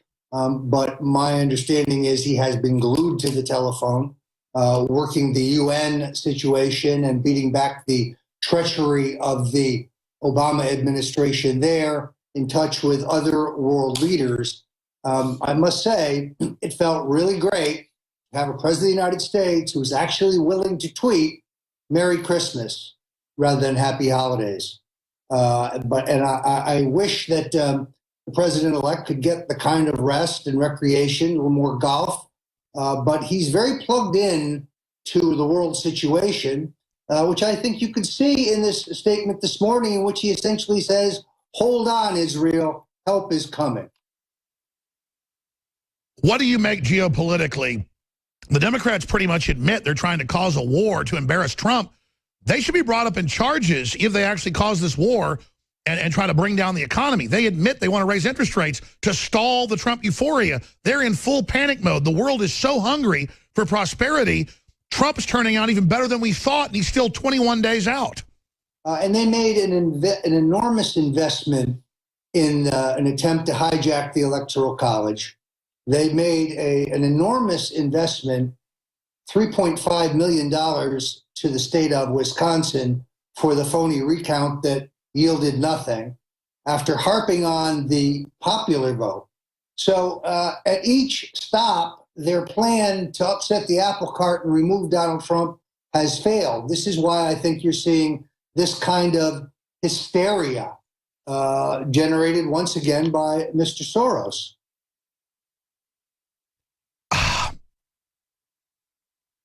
I brought up some points here, and I want to get back into questions I've got, Roger, but obviously I know you got better in the last few days, so you were reassessing what was happening currently. What else should we be looking for? What else should we on the outlook for, obviously, because there's good things happening, there's bad things happening. We see the ruling class that's hijacked the country and the world panicking because they see a return of prosperity, something that they've been admitting they have to tap down. The West is so powerful, so wealthy, that Americanism must be destroyed so collectivism can be supreme. What else is on your radar? Well, let's remember that President-elect Trump is still trying to form a government. He still has to name a Secretary of Agriculture. He still has to name somebody to straighten out the mess at the Veterans Administration. I do know that he is very, very focused on the VA. He's very focused on looking at innovative programs to finance an infrastructure rebuilding across the country. These, combined with his economic plan, I think are the main focus here. And having known him almost 40 years, the word can't does not exist in his lexicon. He just does. He's an American. All things are possible. Sure. And therefore, he is deeply committed. I know the experts have told him the VA system can't be fixed. He doesn't believe it, and he's going to fix it. It is so refreshing to have a political figure who wins office and then actually intends to do the things he said he was going to do in the election. Well, that's right. Well, Trump understands what's really going on because he battled big cities and corrupt machines all over the country. And I've had all the top experts on from the VA, even former deputy heads, and they say, look, we're here to social engineer the vets, make sure they don't actually get what they're supposed to do, and basically list them all as mentally ill so they can politically have their rights taken. So it's been deliberately sabotaged. That's why, I mean, the amount of money spent, they should all be treated like kings and queens. And so just taking the foot off the troops' necks and just allowing the actual funds to get to them will bring in the doctors, bring in the people we need. So that's what this is about. It's like healthcare. We had the best in the world till they started sabotaging it. I think that's exactly right. It is probably the #1 national scandal. It's something that I know keeps Trump up late at night. It's something he feels very deeply about. And you're going to get progress in this area. But he's got an entire government to reform. For example, under the Democrats, the Interior Department, specifically the Bureau of Indian Affairs, has become a money machine for the Democratic National Party. That's right. Nothing against the Native Americans and their casinos, but they give, 95% I was reading just last week in the Wall Street Journal to the Democrats. Sorry, you don't have foreign governments that get to do things that other people can't, and then you use it to manipulate our country and take our guns and our freedom. Sorry, Native Americans. Sorry, you can make millions of dollars, but not at the expense of my freedom. That's exactly right. So, believe it or not, the #1 donor to the Democratic National Party is the trial bar. #2 are the Indian casinos. #3 is organized labor. That is where we have gotten to. And the truth is that 90% of the cash... Hold on, we got an emergency. This is much worse than we thought. We knew they were trying to start a war with Russia. They've just expelled the Russian diplomats and closed Russian embassies here in the U.S. That was not even done during the Cuban Missile Crisis or during the Cold War. This is something you do when you go to DEFCON 2, Defense Condition 2, or maybe even 1. which means, I mean, this is total insanity, Reuters. Oh, my God, this is a coup against America to stop Trump. Oh, this is 10 times worse than I thought. The United States on Thursday expelled 35 Russian diplomats and closed 2 Russian compounds in New York and Maryland in response to a campaign of harassment by Russia against American diplomats in Moscow. A senior U.S. official said on Thursday, wow, the U.S. official speaking on condition of anonymity. We've seen U.S. diplomats try to run into their embassies and infiltrate. The U.S. official speaking on condition of anonymity told Reuters the Russian diplomats would be given 72 hours to leave the United States. Access to 2 compounds will be denied to all Russian officials as of noon Friday, the official added. So this is unprecedented, Roger. You were in the Nixon administration. You were in the Reagan administration. I mean, when we were on the edge of, nuclear war, this crap didn't go on. This is unprecedented. The obviousness of it is what's so astounding. It is so blatant. I mean, this is reminds me of Joe Biden chortling about the cyber war that we're going to use to provoke the Russians. They are so Doesn't desperate. Trump need to tell them stop it right now? I mean, we need to start. I mean, this is an act of war right here. This is what, I mean, you shut down embassies once war starts. The problem, of course, is that the administration wouldn't listen. Just yesterday in an interview, President Obama says that had he run against Donald Trump, he's confident that he would have beaten him. Money. What happened to the American tradition of the outgoing president not criticizing the incoming president and vice versa? It has been a bipartisan tradition in this country since the beginning of time. Well, Roger, I mean, look, they would only invoke and claim the Russians had taken over through Trump if they were planning to engage COG and have martial law and war. I said that 3 weeks ago. It got picked up internationally. I mean, I've studied COG. We're going to skip this break, guys. I may have to skip all of them here about to have a nuclear war. This, in my knowledge, Roger, let's get on this right now and get Watson on it too. I don't believe they've ever done something like this where they close diplomatic compounds that are already established without having a congressional law that just changes where they can have them. And that's not been done even during the Cold War. Roger, this is unprecedented. These actions were taken to respond to Russian harassment of American diplomats. See, no proof. Now it's not hacking. Now it's harassment.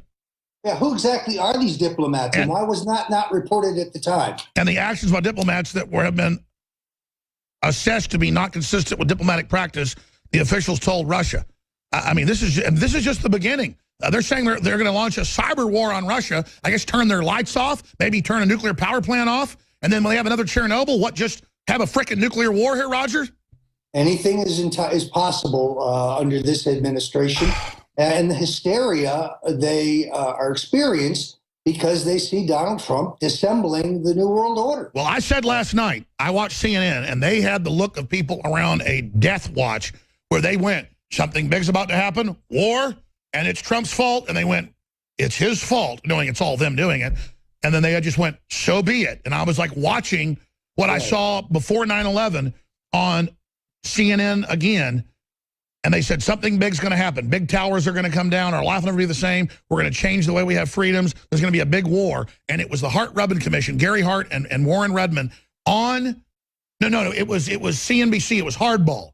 And they were telling that 9/11 was coming and the world would never be the same on July 24th. And I came out and said they're going to blow up the World Trade Center, blame it on bin Laden. I'm seeing the same weird criminal energy now on the TV channels as they prepare for something big, Roger. And Roger, I don't just say stuff. I mean, everything's aligning. I think they're going to try a coup. I think we're in an emergency situation right now. I agree with you. I'm particularly concerned about the president's security. He is hunkered down at his place in Palm Beach. But as each day gets closer to January 20th, good God, the hysteria level just ratchets up. So I think that these are desperate times, and these are desperate people who will do desperate things. Let's be clear. If we were reading about this 50 years ago in U.S. history, there'd be thousands of books. It'd be the #1 thing ever. The battle, the war, the Democrats not leaving, being funded by foreign powers, claiming that another president who wasn't was funded by it. I mean, they're the ones that have the Indian casinos putting money into Hillary. They're the ones with the Saudi Arabians bragging they gave 20%. They're the ones in the WikiLeaks involved in all the crime and all the foreign collusion and all the foreign money. then they're blaming America wanting our sovereignty back on the Russians and claiming if Merkel's voted out, they're going to ignore the vote because the Russians did that too. I mean, this is crazy. They have to be very disappointed in the fact that only 29% of the American people have bought the entire fraudulent argument that the Russians hacked and somehow affected our election. This was their big move, and it has Sure. So let me ask you this question. As a get prop. It has failed as a get prop, and now they're going to take it to the next level. I agree, Roger. So let me ask you this question. What does Trump do? What do we do? These are abject lying criminals. We have the WikiLeaks. They're completely insane. They're trying to start a war with Russia. They clearly shot down the airplane and the other one as well with the surface-to-air missile. There's footage of that. They're killing diplomats. They're hurtling towards war. They've got Keith Olbermann calling for war with Russia, screaming Russian scum. This is insane. Well, the good news, of course, is that the president has surrounded himself with a solid group of advisors like General James Mad Dog Mattis, General Flynn. So he's not out there alone. I guarantee you he is huddled with his advisors and that they... I know, and I mean, do they understand the magnitude of what's currently happening? Because I understand they want to be, fixing America, getting us jobs, trying to prove they're nice guys, while the frickin' demons are planning to start nuclear war and openly cause an intifada to overthrow Israel. Again, I think that the establishment types have been so brazen, so obvious in their moves that they are entirely on President Trump's radar screen now. I think he knows exactly what's going on, and I, too, am counting the minutes before he takes office. Gosh. I think they're crazy enough. I mean, they got Soros, who commands this whole thing, saying he's Hitler, and he must be stopped. What do you make of that? This has been a trend that you spotted from the beginning. All along the way, they have accused us of exactly what they are doing at every step of the process from the beginning. So they're the ones who would like to stage a Hitler-like coup, but we blame that on Donald Trump. It's Kafkaesque. I mean, it's Alice in Wonderland. It's upside down world. It really is. It really is. Roger, again, I don't want to be hysteric here. This is hysterical. I've read hundreds of books on the whole Russian thing like you have. The Cold War, it's so interesting. I've seen countless Discovery Channel and History Channel shows. I've had a bunch of guests on about it, the Venona secrets and all of it. I mean, I've never seen them Google expelling Russian diplomats in history, or has the U.S. expelled diplomats before? They've expelled them that were known spies doing illegal things. But to just expel whole buildings, claiming some nebulous thing, Roger, have you ever heard of this? It's a provocation. I've never seen anything like it historically. And it is something that the president has to stay on top of. Well, they're planning something. I saw the arrogance return to the CNN operatives that we know are CIA, bad group CIA. I saw the arrogance come back last night, and they're planning something big. And they're like, well, he's got to handle the fact that the Russians put him in, and there's about to be a big war, and it's his fault. And they're all like, yep. And they look very satisfied talking about the president suddenly, and they've got some evil plan. And my God, I don't know what to say, Roger. Alex, I'm going to head back to the computer because I've got a tight deadline for my book, The Making of the President 2016. And I should add, I'm trying to include these very events that we're talking about in the book. In other words, until the book closes, I am going to bring this right up to the second of Donald Trump. Sure, and it's historical, and you've got a blueprint. Well, listen, before you go in the last 2 minutes we have left here, other things that are on the radar, what else can we as citizens do? Call into talk radio, point this is happening. I mean, how do we expose this insanity? The best way, of course, is, I think, do exactly that, to call into radio shows like this one and to work the social media very hard while we still have it. Twitter, Facebook, Gab, these are powerful, powerful tools. And we know that our critics and those who would overturn this election would like to shut us down from these social media outlets. So take to the ramparts, use your Twitter feed, use your Facebook feed. That's right. And also our own URL, stonecoldtruth.com, infowars.com. prisonplanet.com. Those are going to become more and more important as they delist us, block us, and the rest of it. It's now here. Roger, thank you. Great to be here again. Thanks. Folks can pre-order the book. When's the book come out in the next couple months? The book has to be turned in by the 1st, and it should be out around the time of the inauguration. Amazing. All right. Thank you so much. Thank you. You can pre-order the book now on Amazon.com, his website as well. And we're now pre-ordering and pre-selling it at InfoWarsStore.com. But let me just state the most important thing of the broadcast today, okay? I'm going to state it right now for everybody as we're about to go to break and come back. It looks comical for them saying the election was stolen by Russians and we're all Russian spies, and they just passed a law last Friday to start censoring media they claim is connected to the Russians and turn loose the Board of Governors under the FCC, under CIA command, to shut down the internet, you name it. That's a huge story, that the internet, print media, satellite, all of what they're claiming is now under the FCC, under the National Defense Authorization Act of 2017, and they admit that they're going to censor. Now, the censorship's already beginning at Google, Facebook, and Twitter. They're not going to bring in total censorship until they start a war. And then it's, oh, see, we're rounding up the Russian agents. This is just so historic, so brazen, so naked, so insane, and it's sure to cause a civil war. They miscalculated with Hillary. They miscalculated with the polls. They miscalculated on WikiLeaks. They're run by this crazy old Nazi collaborator, and they're planning to not let Trump get into office and start a war with Russia. And they're willing to start a nuclear war before they do. They're willing to overthrow Israel. Basically saying to the Arabs, start attacking Israel.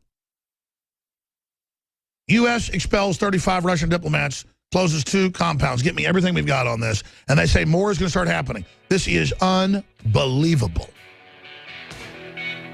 Kicking Russians out of the United States from embassies. Wow. That's what you do when you're in a war. In fact, you never do it until the war starts, and then you close the embassy. Wow. So I told you they're going to start a war. This is it. It's what all the leftists want. They want nuclear war and death. They're a death cult. They love abortion. They're demons. Okay, my memory did serve. I knew that there'd been expelling of diplomats going back during the Cold War back and forth. They said you're really a KGB agent or you're really CIA. But it's unprecedented to close entire buildings and entire centers. And that's what's happening. And this is just the beginning. Obama's saying cyber attacks, you name it. What really matters is Russia's not been proven. First, the intelligence agency said, no, that's not true. It's being made up. Then Obama went in and basically ordered them to say, well, they might have influenced things, but didn't physically hack. This is why we have everything from the Native American casinos being the, 2nd or 3rd biggest donor to the Democrats. That's a sovereign nation with money. To the communist Chinese and the Saudi Arabians bragging. I mean, look at all the world leaders saying you can't have Trump. It's just crazy. And now, oh, the Italians don't want the EU to take over because you're Russian agents. We may send in the EU army. You never voted to enter the EU. You say, we want out. And they go, you work for Russia. We have to send tanks in. No, globalists control the EU, the North American Union, and the rest of it. They're trying to take over. Meanwhile, they're the ones flooding us with jihadis. Now, I have the crew here, Ashley Beckford and, of course, Leanne McAdoo and Margaret Howe here in our 2 studios. If you're a radio listener, you'll just think like we're all, one big free-for-all. But for TV viewers, Infowars.com/show obviously has the 24/7 feed. When we're live, it's live. There's also free iPhone, Droid apps, and so much more there on that page. It's a great page to send on to folks in the InfoWar since we're getting blocked and censored more and more because we're effective. So be sure and do that. We were going to get into what's in AP, Reuters, and others. I've got the article right here about how the Spanish government's saying ISIS and others are recruiting and getting money in Latin America. Well, that's what the head of Southcom said 2 years ago. And the Border Patrol, thousands a month of other than Mexican coming across, mainly from the Middle East and China. So the border's just wide open. Disease comes across, you name it. They know you have TB, they let you come across. If I had drug-resistant TB and I flew, it's a felony. But the Border Patrol is ordered to let people across with leprosy. And I'd tell you this years ago, you'd say, oh, that's not true. I was being told by the Border Patrol. We'd blur their faces out. Now the Border Patrol doesn't care. Even if they get arrested by Obama, they go on TV and tell us what's happening. The head of the Border Patrol in South Texas comes on because they care. They realize the country's so far gone. So this is just crazy town. So to discuss what we think's behind all this are 3 of our great reporters, Leanne, and everybody just chime in free for all here, ladies, because I'm like a war dog. I'll just get in here and keep ranting. What do you make of this Russia escalation and all the craziness and laws being signed saying basically we're Russian agents? Well, I think, you know, what people really need to understand is that we are being ruled by sociopaths. I mean, we have sociopaths in power who that's all they care about is power and control, and they're not willing to relinquish that, and they're freaking out over the fact that Donald Trump is going to take office, which means prison for them if he dares to come after them. He, like you said earlier, he needs to let George Soros know, I'm coming after you. You're the #1 priority on my list. The fact that he's being so nice is only emboldening these people. Exactly. And, you know, the fact that we've got like the Council on Foreign Relations fearing collapse of the UN under President Trump. I mean, they are freaked out that he's going to cut the funding. That's, you know, it's like a James Bond movie. The reclusive Matt Drudge is like one interview every 3-4 years. He shows up here a year ago, says they're coming next year. I've been told by, and now it's here. Right. I mean, everything that we could take that Matt Drudge interview and piece by piece, he warned us, and it's really true. It's not like he was just thinking this up on his own. It was being told by high-level people. Exactly. I've been told the same thing. They were planning when Hillary got in to start arresting people. I just think that's why they're all pissed. They were about to have their way with us. The intelligence agencies and the Patriots kicked their butt. Right. And now they're pissed. They did not see it coming. They truly thought that they... Look, let me tell you something. The Patriots are going to release all the real dirt. I think that's why Trump's confident, is if they really want to push, their stuff's going to get released that is going to mean you're all going to jail, okay? Just get ready. You asked for it. Go ahead.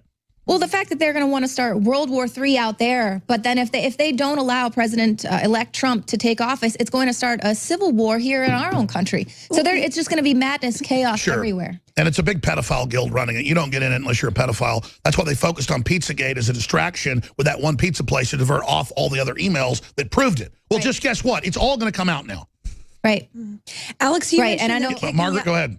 You mentioned them kicking out the Russian diplomats from the country.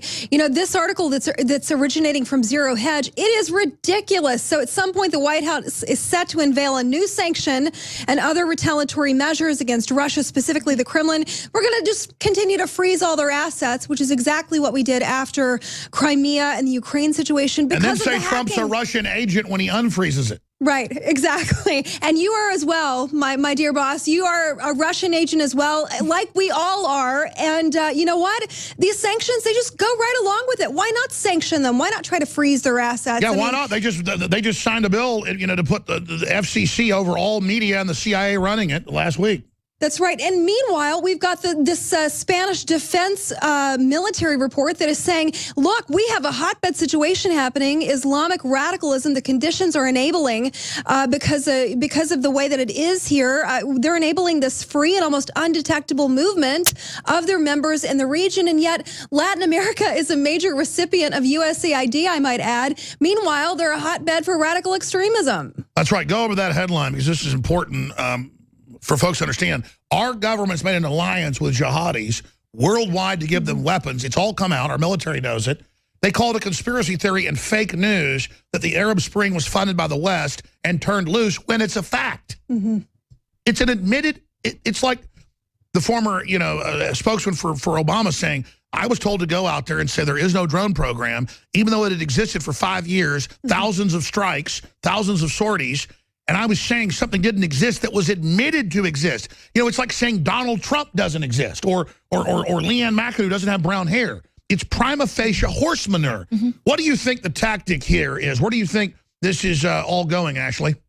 Well, Alex, I think where it's all going is, well, basically they want to totally create this whole World War III scenario as we've been talking about. I mean, they're taking measures beyond anything they've ever done with the Cold War with Russia. Everywhere you go, there's propaganda about Russia, you know, having hacked the election, yet we have no proof. There's another, you know, Zero Hedge article, Obama under intense pressure to release evidence proving Russians hacked the election. So we're just kind of waiting for, you know, the real proof, and there is none. And that's just the fact of the matter. And it's a cognitive dissonance where, you know, we're not really understanding who the true enemy is. And honestly, I think that's China. And if we push Russia away, you know, they could actually end up in an alliance, and that could really bring down that's America where that was like going until Trump came in. I mean, Obama's just been destroying us on purpose because they want global corporations to be in charge.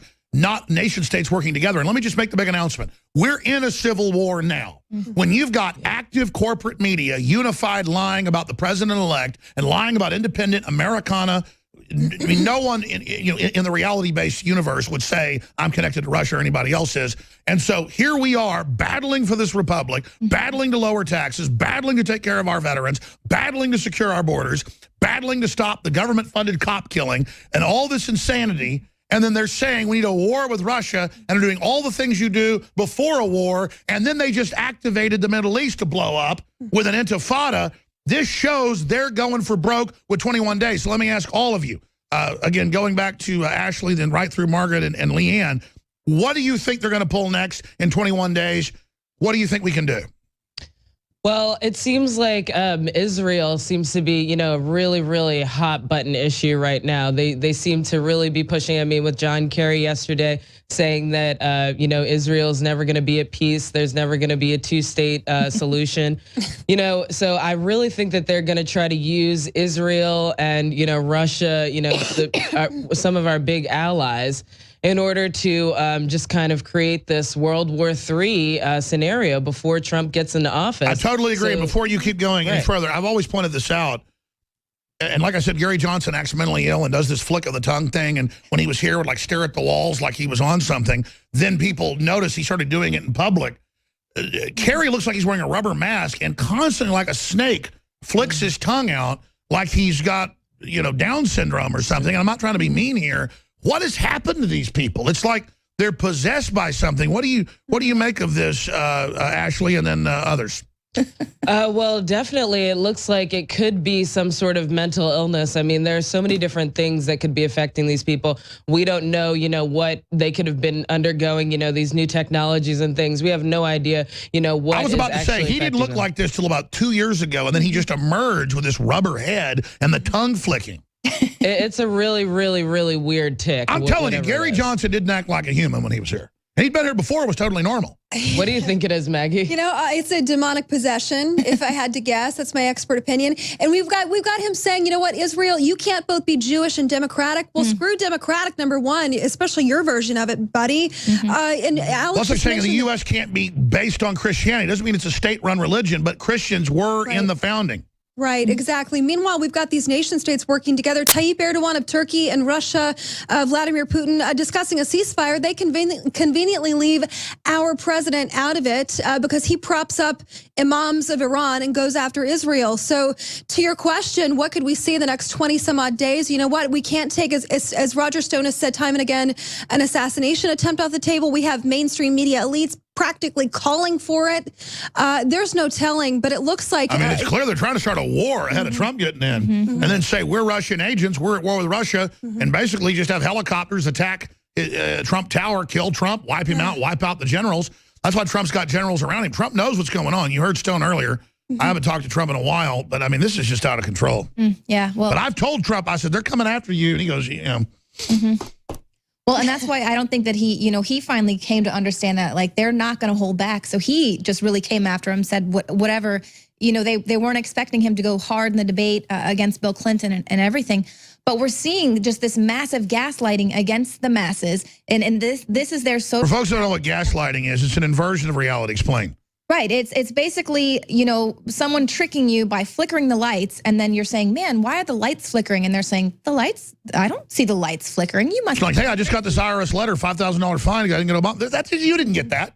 Yeah, you're like, yeah, here's the fine. And no, you didn't. Racist. Or saying, Trump is going to start World War III. But meanwhile, they're starting World War III. Or President Obama coming out and saying everyone should be alarmed about the Russians. And we're saying, why? What are There's been a coup against this country by multinationals. We're trying to get back control like Russia did 18 years ago of their own country. Doesn't mean they're perfect. And of course, we're all in solidarity, whether it's Italy or the UK or whatever. We don't want to be under the globalists. And so they're pissed trying to cause a war to make us stay under their UN. Right. And that's what I think is just so incredible. And yes, it's a volatile time, but it's also really incredible because the beast is on the verge of collapse. And that's why they are really ramping up. I agree. Let's get some hydrogen bomb explosions going behind us here for TV viewers. I mean, folks, it's a miracle we haven't had nuclear war yet. And I was just talking to folks yesterday. They've got one squadron of airplanes in this country. that in just a few hours could fly from end to end of the country, bombing every city and killing 150 million people. Okay? I mean, that's what we've got going with crazy people like Kerry with his tongue flipping out. And I realize it's like Stockholm Syndrome to Islam. The Saudis have bought all these guys off. They want some giant global jihad. And the left hates Christianity and prosperity so much and is so into authoritarianism, they're in love with Islam. Well, what do you make of the fact that you have John Kerry coming out telling Israel they need to either choose Jewish or a democratic state, but they would never say that to Saudi Arabia, who is beheading women for— Oh, yeah, women just got beheaded yesterday for shopping without their husband. Yeah. That's in my stack. It's like we've seen the way that they treat governments who allow, or who are democratic and who allow Christians, Muslims, Hindus or whatever to live. That they took out. Yeah, the point is, if I go to Saudi Arabia and say praise Jesus on the street, they're going to put me in jail. Right. Next time they're going to execute me. Yeah, there it is. Woman beheaded in Afghanistan for shopping without a husband.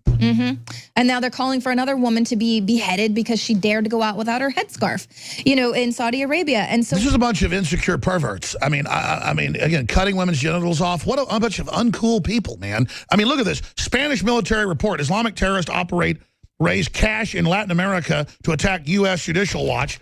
Here's another one. ISIS-linked group calls for New Year's Eve attacks using horrific images. If they attack, they'll say it wasn't Islamic. France raises terror attacks to support victims of attacks. Religion of peace, women beheaded after shopping without husband. Jihad in Belgium, police arrest 14-year-old with backpack bombs.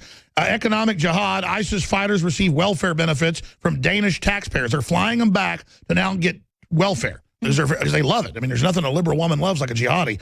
It's cuckolding. They want to be chained up. Security fears. Well, we don't. So you go there and be a slave. We don't want it. Security fears prompt police to ban far right's New Year's Eve protest in Cologne to mark 12 months since wave of sex attacks in the city. So the right-wingers can't go out and protest Islam, but Islam can run around and act like a bunch of morons. Fire sale, Hillary book, now at 86% discount. Again, the elite are, here's the good news. They're so arrogant, they thought we wanted this space alien. Ladies, go ahead and comment.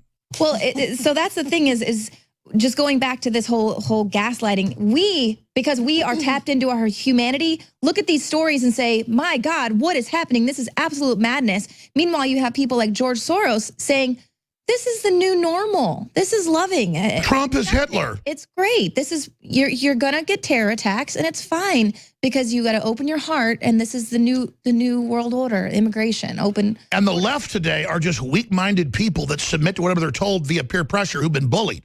And then you got the same right-wing establishment hates Trump too. Everybody you claim you hate is against Trump, but you want to kill him. Because your identity is being a dumbass. Excuse me, I know I've been using some light profanity, I apologize, but we're on the edge of nuclear war here, people. Right, this is not a time to be civil. This is a time for people to wake up and realize that they are being played on a massive scale. Yeah, I'm gonna wear my Trump shirt everywhere, Trump's my president, and anybody gets in my face, I'm done. I'm done with pseudo-intellectual jackasses on their holier-than-thou power trip telling me how I want war and how I'm racist. You guys jump in. Well, it's hard to see it, I think, here in Austin. Like you were saying, there's so many people on power trips here that really did want Bernie Sanders and, they're in favor of socialism, communism, whatever you want to call it.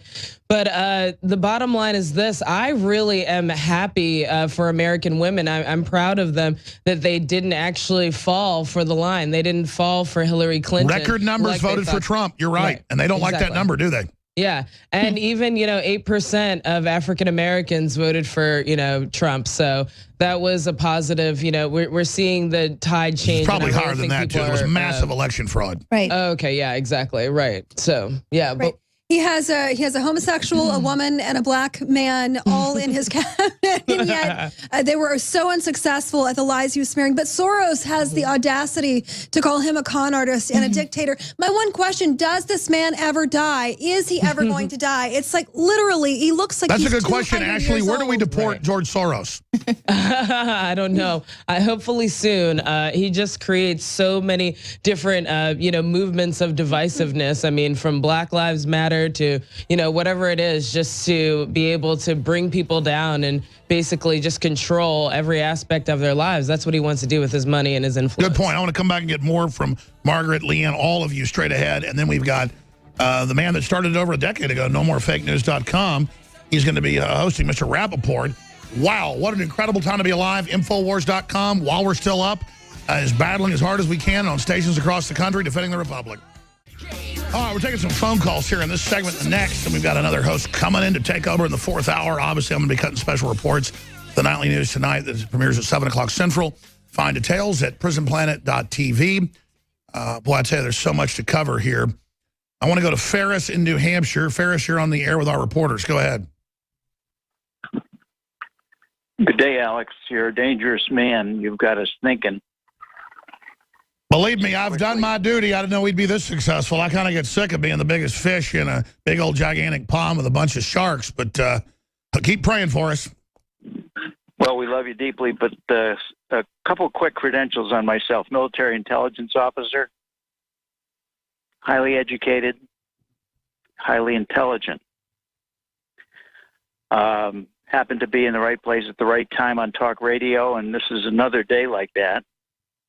I'm also the most widely and often heard caller broadcaster in talk radio. And as I sit here and listen to the developments of today, and you talk about a couple generals and the positions that they find themselves in, thanks to Trump, let us not forget the least mentioned general who is the biggest man among us, and that is General Joseph Dunford. Excuse me, General Joseph Dunford, chairman of the Joint Chiefs of Staff, a college brother of mine, who I think is going to be our salvation, as he has been up until this time, as reported by Dr. Steve Pasenik. And by the way, I want to be very, very clear for the folks that don't know, it has been the military that has held back Obama and backing ISIS and Al-Qaeda. That's who blocked them. That's who released the WikiLeaks, and that's why they're so angry. So the good news is that's, I hope the military stops Obama, because they're trying to figure out how to get this going, and you're absolutely right. Well, we have reason to think that they already have, and will continue to, as long as we continue to identify the strengths that we have among a couple groups of men. Sure, let me ask you this. Do you concur with our analysis of this, and A, and then B, do you think they can get away with launching a larger war? Yes, and certainly, and it depends upon how stout-hearted these men are. See, we have a couple groups of men that we owe our existence to. One is called the Founding Fathers. The ladies who run our government want us to refer to them as the founders, because they are missing from the phrase Founding Fathers. And with women in that room at the time, you never would have had this republic. Can we agree on that? If there was any estrogen in that room. Well, I think we got 3 ladies right here, but the point is, about that. It just becomes a distraction, I think a diversion. The point is that this planet, women have been having the children, men have been doing the fighting. That's what we do. But go ahead. Well, now is a renewal of that. And I don't care that you got 3 ladies there. That's your problem. No, I know. I hear you. So what do you think's going on? What I think is going on is this republic hangs in the balance, and it's going to require the reemergence of the alpha male to save it. You see, with all deference to the ladies, and I'm like Trump. No, I hear you, but look, it's evil men like Soros that are our issue. I think to sit there and say that, advertisers and propaganda targets women because then they can get the men to do what they want. But I don't think the issue is an issue of women. I think it's an issue of men and women. But I hear what you're saying. We're in an epic time. Ferris, I got to jump. Call us back another time. When we come back, a few more phone calls to get these ladies comment.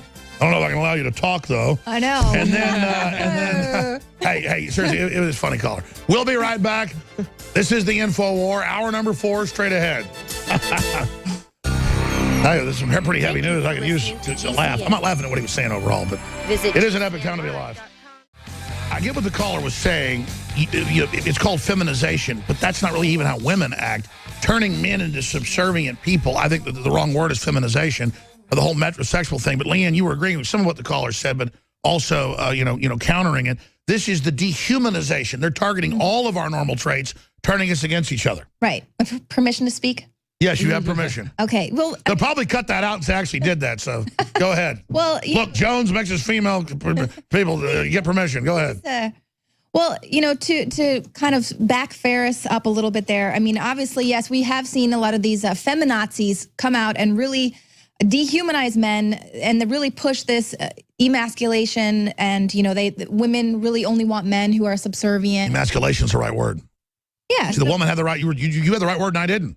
Yeah, you know, and so I understand that to a certain degree. It's like putting these certain women in power that demand that their men grovel at their feet. To that I understand, because we do have a bunch of chicken neck Nellies running around telling everyone what to do. They're not real men. But, you know, at the same time, as I sit with these 3 women on the panel, I also think that other women out there, as well as men, appreciate that they can look. Sure, and right-wing men responding like it's women doing this to them. It's social engineering against all of us. Right. It was like a long time ago, the social engineering that forced women into the workforce, breaking up the family. We've all been socially engineered. So let's not fight amongst each other even more. I agree. Ashley, Margaret, you want to comment on this? And I got some ladies holding. I have to hold them over so we actually get to them. And, you know, Ruth and Debbie so they can speak. I mean, these evil women are calling in to fight the New World Order. How horrible. Shut them up. Go ahead. Yeah, exactly. I was just going to say I do agree, you know, with what some of the things that the caller was saying. But the bottom line is this. Basically, you have a situation where, yeah, it's a lot of emasculation. We do have a return to the alpha male. I think that was shown with Trump actually winning the presidency. So, I mean, I agree with him on that. But the alpha male better deliver. Right. Sorry, exactly right. He better deliver. Exactly. And the bottom line is, you know, we have to stay together. Like you said, it's a divisiveness when they're trying to pit women and men against each other. That's not what we need. Sure, and they're the ones doing it, and the right wing falls into that too much doing it. Right. Exactly. We need women to be women, in my opinion, and men to be men. And when you bring that back, then, you know, things will get better. Absolutely. Great point. Margaret? Yeah, I love you, Leanne and Ashley. I'm not backing up Ferris. I Nope, personally sorry. like having ladies on there and the points you bring up. Sorry, I love Ferris. it. I want more women. More women. I like women. Ferris says that's your problem. I think women are great. You know, it is a pleasure working around. We work around a lot of men, don't we? And, you know, it's a pleasure having a couple of women to sort of balance out just a little. I mean, I'm not backing up Ferris, Ashley. But see, I mean, we're talking about men and women. We're all going to die in a nuclear war if this happens. That's right. You know, we better get our heads screwed on straight here. Yeah, and like I'm, you know, kind of a traditional female. I like the man to be in charge, but I don't want some alpha male that's just beating his chest and doesn't know how to communicate. Well, plus he doesn't have a job but tells you what to do. Like if a guy's going to be somewhat in charge, he better be bringing it.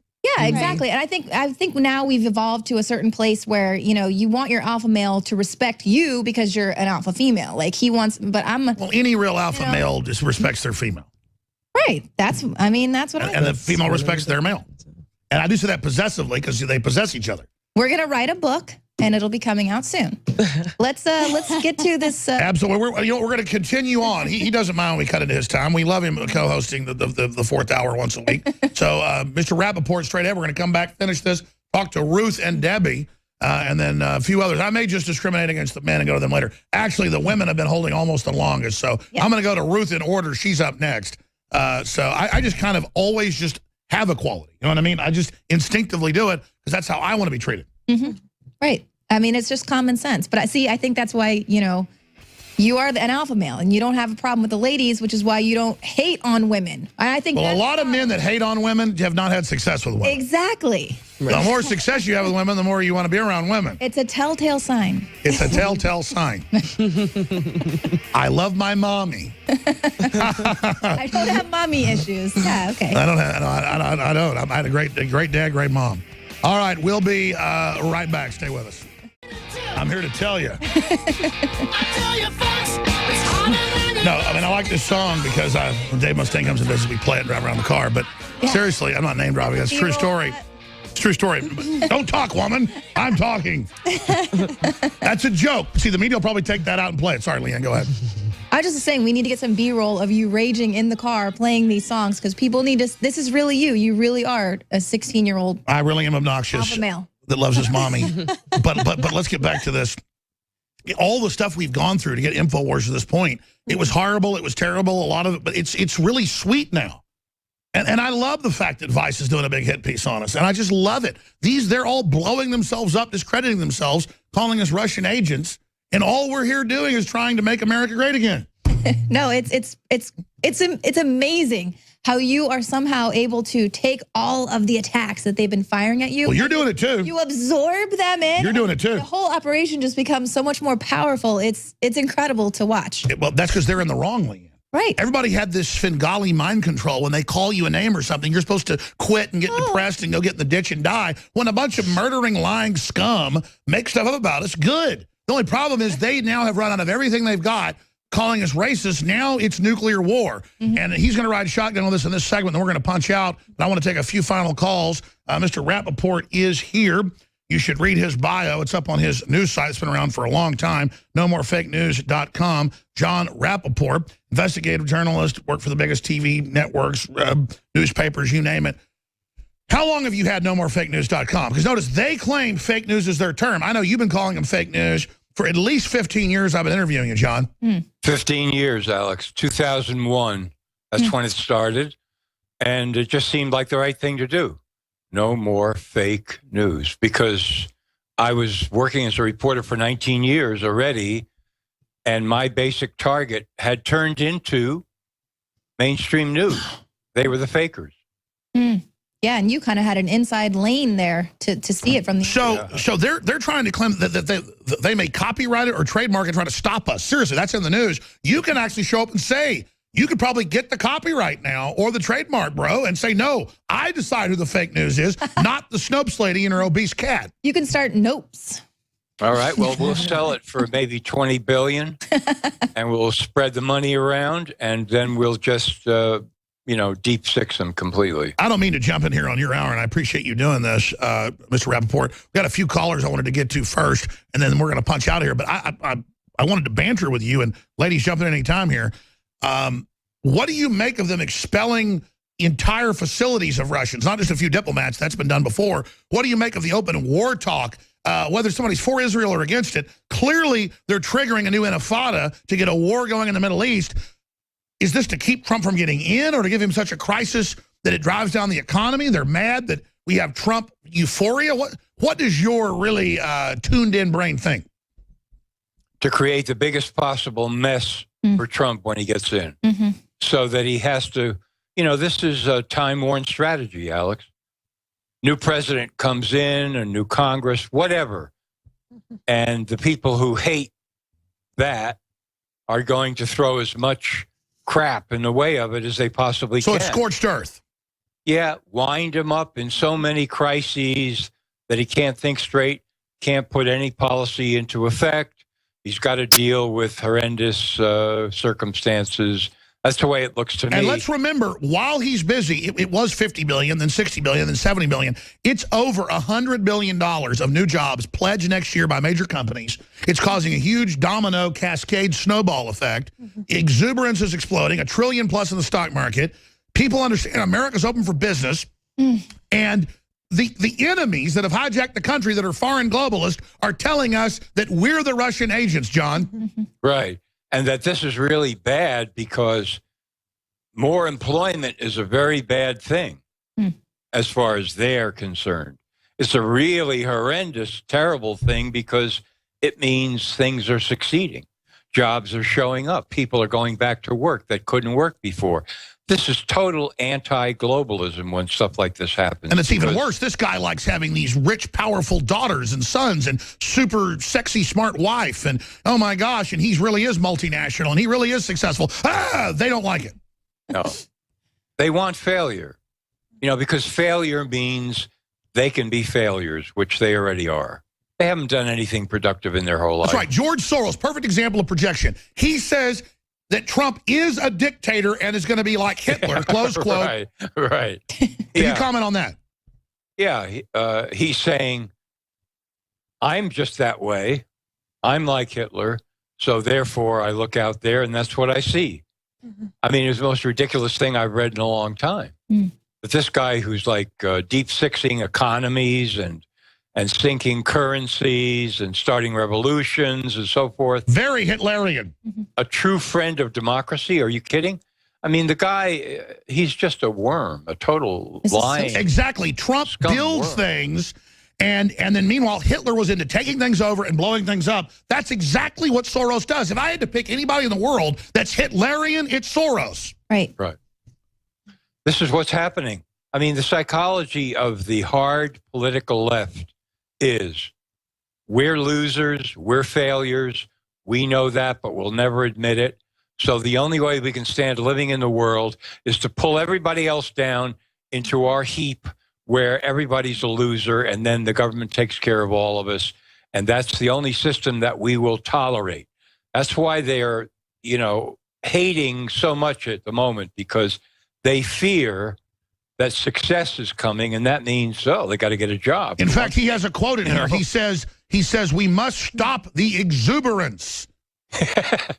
Stop the exuberance. Kyle. Stop the exuberance. The exuberant populism. There'll be no more exuberance. There will only be depression. Oh, that's cute. Yeah. Ashley, you want to jump in here? Margaret? Yeah. Yeah, I think John is absolutely right. I mean, they definitely want to stop the exuberance. They want to end, our basically rally here to change our country. We really want to make America great again, and they're going to do whatever it takes to try to stop that rally. So, however they can bring down Trump, they're going to do that, within the next 21 days, within the next year, his first year, so they can just, try to say, hey, look what Trump has done. Absolutely. He's messed everything up. But you could have the best New England Patriots football team. If they were all demoralized and thought they were losers, they would lose. We have an incredible system still left, but we've got to believe in it.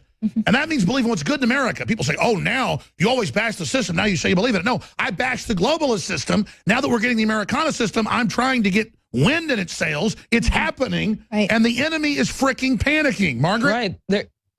Oh, I'm sorry. I was just going to say. No, jump in. Free for all, ladies. Go ahead. Do it. They're trying to rewrite history and tell us that America was never great in the first place. Mr. Rappaport, he hit it on the head. He said that he's trying to create the biggest mess. They're trying to create the biggest mess they can before Trump gets into office. Don't you just hate their arrogance? It is so smug. It's like, who died and made you? And it's the same arrogance and sense of entitlement that you see with radical Islam and even, an aggressive Islamic culture. It's like, it's so entitled. It's like, get off already. It's a cult. Right. Yeah. Exactly. And that's why you have the Council on Foreign Relations fearing the UN could collapse under President Trump. No, he will shut down all of our globalist achievements because he's an unapologetic nationalist. Because the UN's trying to start a freaking war. Right. And that's why they're going to start their own war so that he will have to deal with a huge mess because they're so afraid of not only a President Trump, but also the fact that the Republicans have both houses. I don't think they're going to be able to shut this exuberance down. I think they're really earning themselves jail cells. I mean, this is true sedition. This is not free speech when you got some weird Nazi collaborator. We're going to skip this network break to give Rappaport more time. We're going to be out here in a few minutes, but he's co-hosting with us right now. We're going to start going maybe 24 hours in the future here with GCN, open up another satellite with the great Ted Anderson. Let's go to Ruth in Florida. Ruth, thanks for holding. We're going to go to Debbie. Go ahead. Hi, Alex. Thanks to your team for all you do. We love you here in Florida. I just want you to know that. We love you too. Let me tell you something. I'm calling because I'm infuriated when I saw our globalists, McCain and Lindsey Graham, stand up and... It's like our globalist, our cancer. It's like our globalist. I mean, that's what I call them. It's like our horrible scum. Go ahead. Well, they're blaming the Russians, and I'm not forgetting their participation in the internet either. So, there's no doubt that the GOP has a role in this, in my mind. Oh yeah, they're the ones that they're helping more than Democrats pass it. Because people say, "Oh, you're a Republican." No, I like the guy the Republicans hate. I'd like to see them held accountable, and I don't think they should get a get out of jail card either with Trump. So I mean, no, I agree. I agree. I mean, where is this vindictiveness we kept hearing about? We need to see some right now. I think they need to be standing up. I mean, and we're hearing nothing from them. And so, as far as I'm concerned, they're participants in all of this. Well, Trump, he knows he's got to get the engine going of the economy, and the global economy is on the verge of collapsing. It was supposed to collapse once Hillary got in. Now they're trying to collapse it on Trump. They admit that. And so he's racing on the phone, like I'm talking 12 hours a day, just making phone calls. Okay, I'm not getting any more, but that's what he does. Just calling everybody, believe, order more stuff, produce. Yeah, he's trying to prop it up. Because, folks, he's got the intelligence officers who were in on the globalist plan who are now going against the globalist, explaining this to him. So we're in a total battle. And I didn't agree with Bush after 9/11 saying go out and shop. But now we need to go out and shop for local stuff and get things we need to try to prop this up, folks, because we don't want this to go down. We've got to slowly reform the system. But for now, we've got to prop it up. Yes. People are like, well, I thought you hate the system. I do. But we're living in it. Don't buy cheap communist crap, though, from the big box. Exactly. Buy local, farmers markets. Right. Support your local. I mean, it's like, I want to get out of this house, but I'm living in it right now. Don't burn it down. Right. You know, yeah. Thank you, Ruth. Great points. Jump in, any of you guys, a comment to that, and then we're going to go to Debbie. Foreign wars is a huge thing here because the globalists have lived off of this. The neocons, the globalists. We got to attack somebody. Libya here, Iraq there. We got to keep on empire, destruction. That's their plan. We build on the ashes. We make our new world on the ashes. They of want the old conquest instead of renaissance. Exactly. So the very thought, the possibility of a whisper of a thread that Trump might say, you know, as he has, this whole thing is completely stupid. We don't need to make any wars against anybody. We especially don't need to make any wars in order to prop up the economy if the economy is a roaring engine. So let's just stop all this. Let's bring a whole lot of troops home. And by the way, there are big, giant studies from even the big hedge funds admitting, okay, we were following the directives of the globalists. Trump's plan actually is going to work. We would annihilate China in a trade war, and it would actually break their monopoly system and help the average Chinese worker. John? And then you would have, you know, the thought of not waging continuous wars and inventing endless enemies. Well, that's racist. This is like silver bullet coming at a vampire. They see the end for them. If we can't do this, we don't have any more power. This is our only power is destruction. That's all we've got. And that's their Sure, I agree. program. And let's not underestimate here. Let me take one more call and let you take over. John Rappaport, NoMoreFakeNews.com. Let's not underestimate how evil they are. I agree they're trying to wreck things for Trump, but I think they're planning something bigger. Well, I know It's possible that they want to just sink the ship as far as it can go down before Trump takes office. They could make it really, really bad if they want to. Yeah, I know David Knight said something about when Trump got elected, and, you know, we were both kind of a little hesitant to celebrate. And he said, you know, David, it is kind of like David beating Goliath, but he didn't actually kill him until he cut off his head. So that's, you know. Well, that's what I've been saying to Trump, and I said, David only knocked him down with a stone. You got to chop the head off, bro. Or Goliath's going to get back up. Right. They're going to plan something even bigger. And this was a huge hit to them. Yeah, we got to cut their head off. And I don't mean that literally. Because Alex Jones said cut their heads off. He's joined ISIS. We've got to cut the head off. Let's talk to Debbie. Debbie from New Jersey. Go ahead. You ladies all kick ass. Good for you. Woo. Thank you. Soros looks like a hideous toad. He does. I'd like to see him done in. But I wanted to point out, Alex, that we are considered Russian agents because they have us listed as enemies of the state via their two constitutions, one for the United States and one of the United States.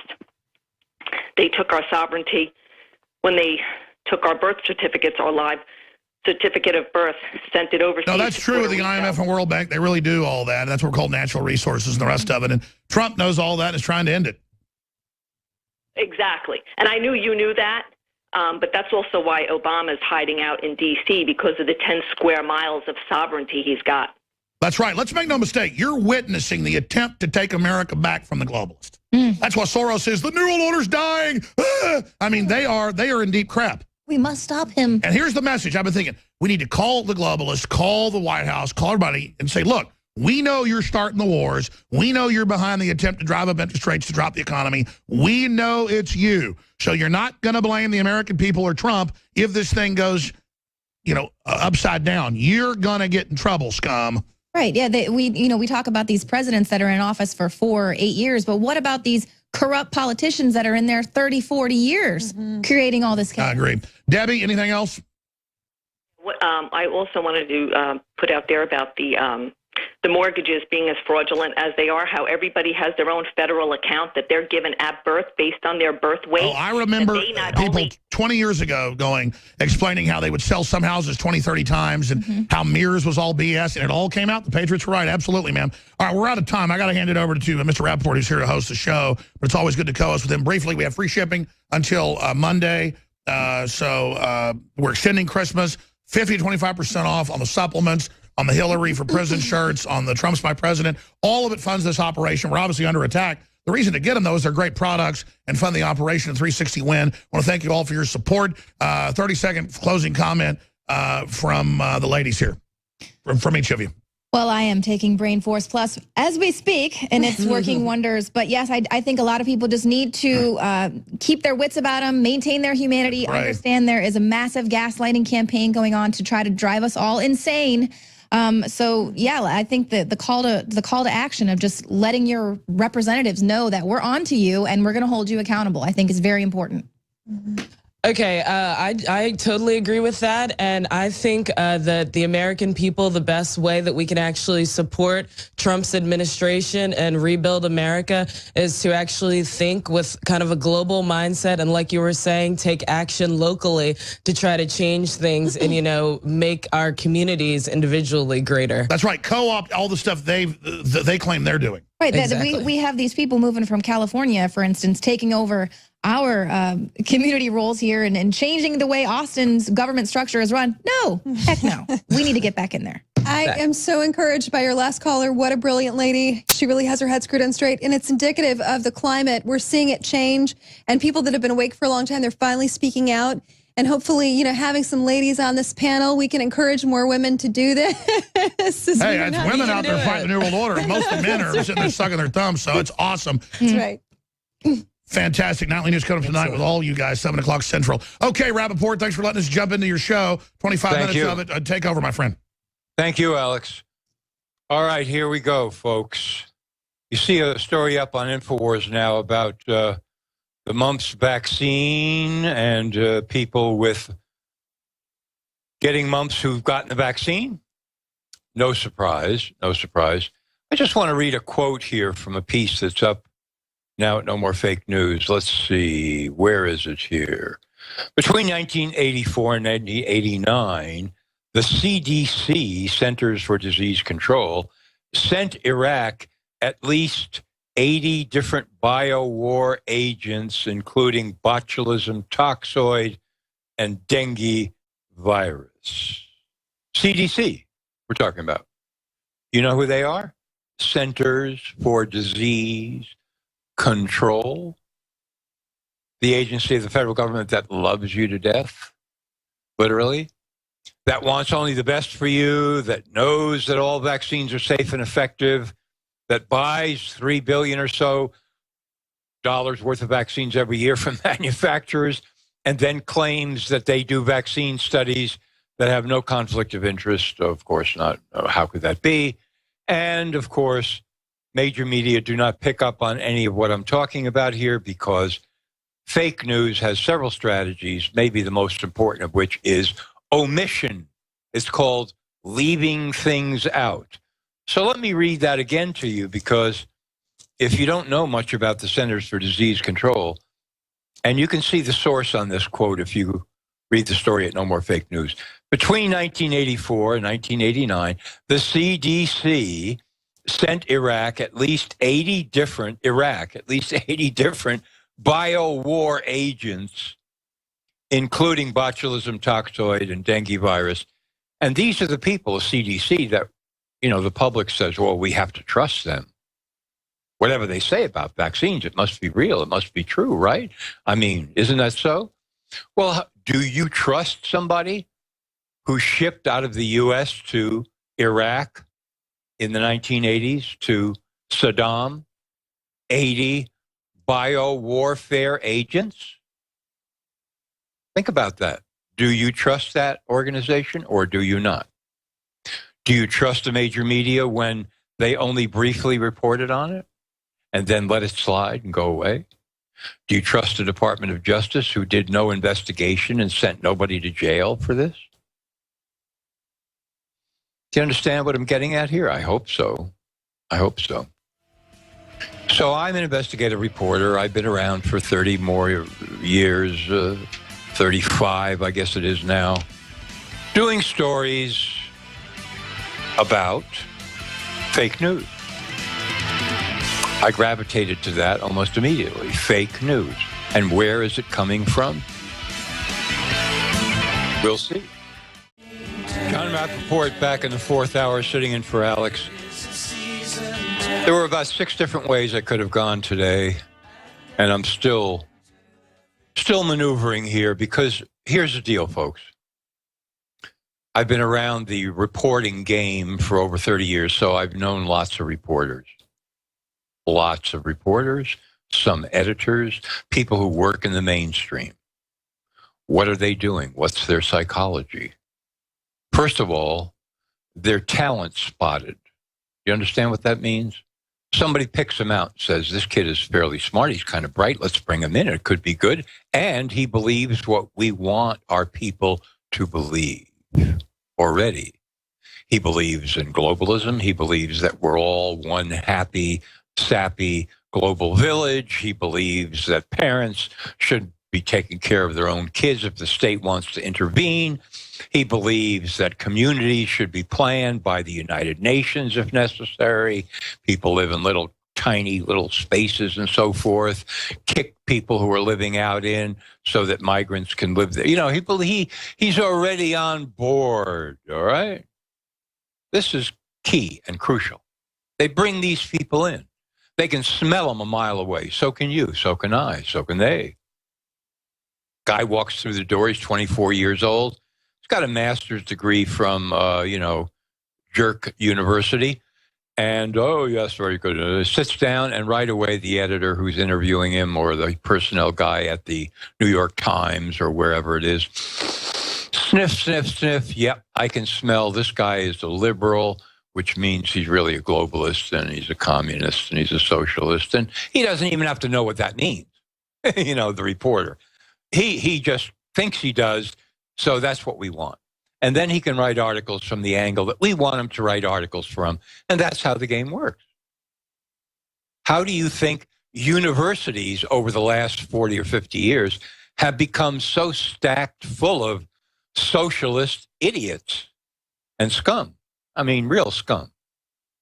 Scum from here down to the ground. These are the people who are saying there's no such thing as the individual. The individual is extinct. There is only the collective, and everything is for the good of the greatest number of people and so forth. And, you know, blah, blah, blah, blah, blah, blah. Students' parents are paying, you know, whatever it is, 50 grand a year for this. Or the student is taking out a loan that he'll never be able to repay. The university is soaking the kid because they can, because the government is guaranteeing the loan program. It's a total hype. It's a joke. There is no more education, higher education in America. It's gone, except in a few technical fields. It's absolutely gone. It's done. What has taken the place of it is globalists, socialists. They meet, you see. And the people that hire those instructors and professors, they can smell them too. Oh, yeah, I get that whiff of strong socialism from this guy, yeah. And he's kind of nasty, and he's, yeah, he looks a little bit like George Soros. So we like him right away. He's kind of a frog, somewhere between a frog and a monitor lizard. Good. This is the guy we want. This is the guy we want to teach the young in this country. Work, a job, a paycheck, supporting yourself, being responsible, never heard of it. That's the old world, folks. The people we're hiring to teach at the universities now, we can smell them. They are utopians that are going to bring us into the paradise of equal sharing for all, everything for nothing, blah, blah, blah, blah, blah. And of course, for kids, that's great, right? I mean, they already have a lot of things. They have a cell phone, they have this, they have that. Yeah. Okay, so the promise of, you know, you don't have to work. Why should you work? Who wants to work?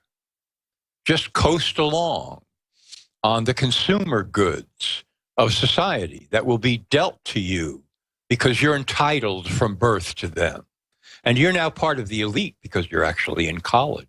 Doesn't really mean anything. It doesn't add up to anything. You're not learning anything. You're not becoming smarter. You're actually becoming dumber. But it's the status of being in college and becoming a graduate, which you will if we have to push you out the door with a certificate.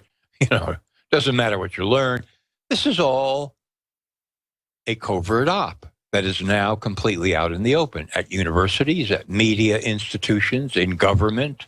Who do you think is working all these bureaucratic jobs that mean nothing in government? You think these are people who are self-reliant and really want to get ahead on their own hook and have a vision of the future of what it is that they want to create for themselves? You really think those are the people that are working at federal agencies and state agencies and city governments as bureaucrats all over the country? No.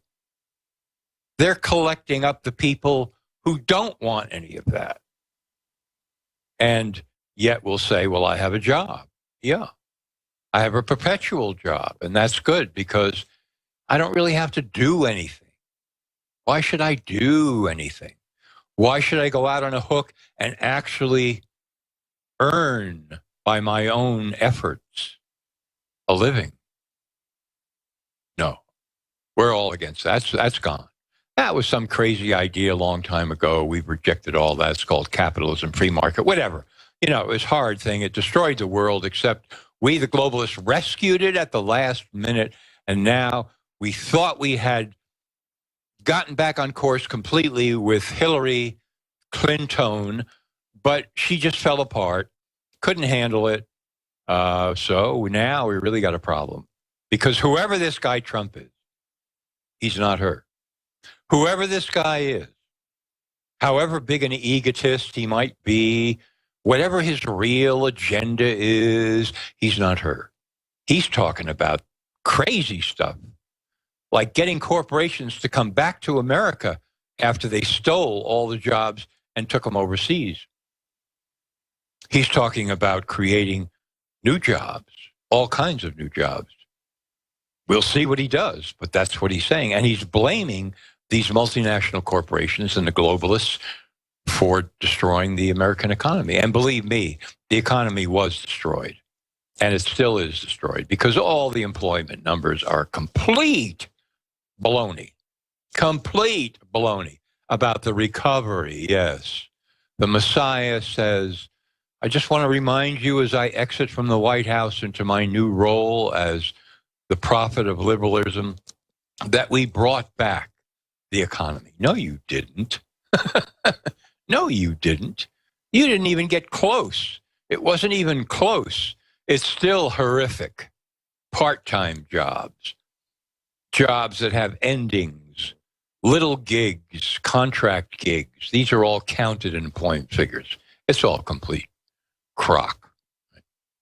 Because the objective of globalism, and people find this hard to believe, is to torpedo economies.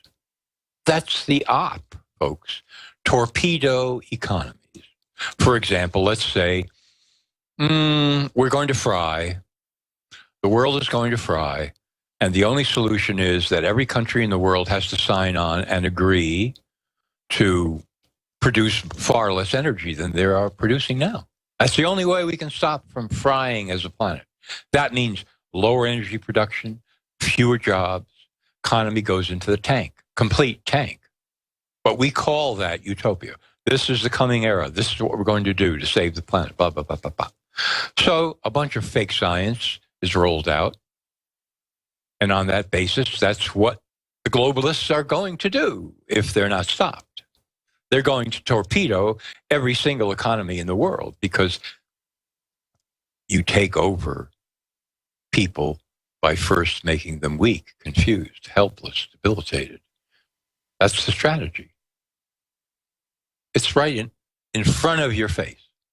It's not anywhere. It's not over here. It's not over there. It's not up here. It's not down there. The strategy is right in front of your face. This is what the globalists are doing. So this guy, this wild talking crazy cowboy comes along and says, nah, we don't want any of that. Plus, all you media people are liars. You're chronic liars. That's what you are. Everybody knows it. Nobody's been willing to say it until now, but I'm running for president, and I'm going to say you're all liars. Complete liars. From the tips of your toes all the way to the top of your head. That's all you do is lie. And then you lie some more, and then you lie some more. And that's what you do. And that's why you're helping to destroy the country, because you're hiding the truth from people about what's happened. The globalist takeover. And so this fast-talking cowboy suddenly says, we're going to stop all that. You people want jobs. I know you want jobs to come back. I know you're hurting, and that's what we're going to do. We're going to prevent big corporations from taking jobs out of America overseas, which is part of the globalist plan.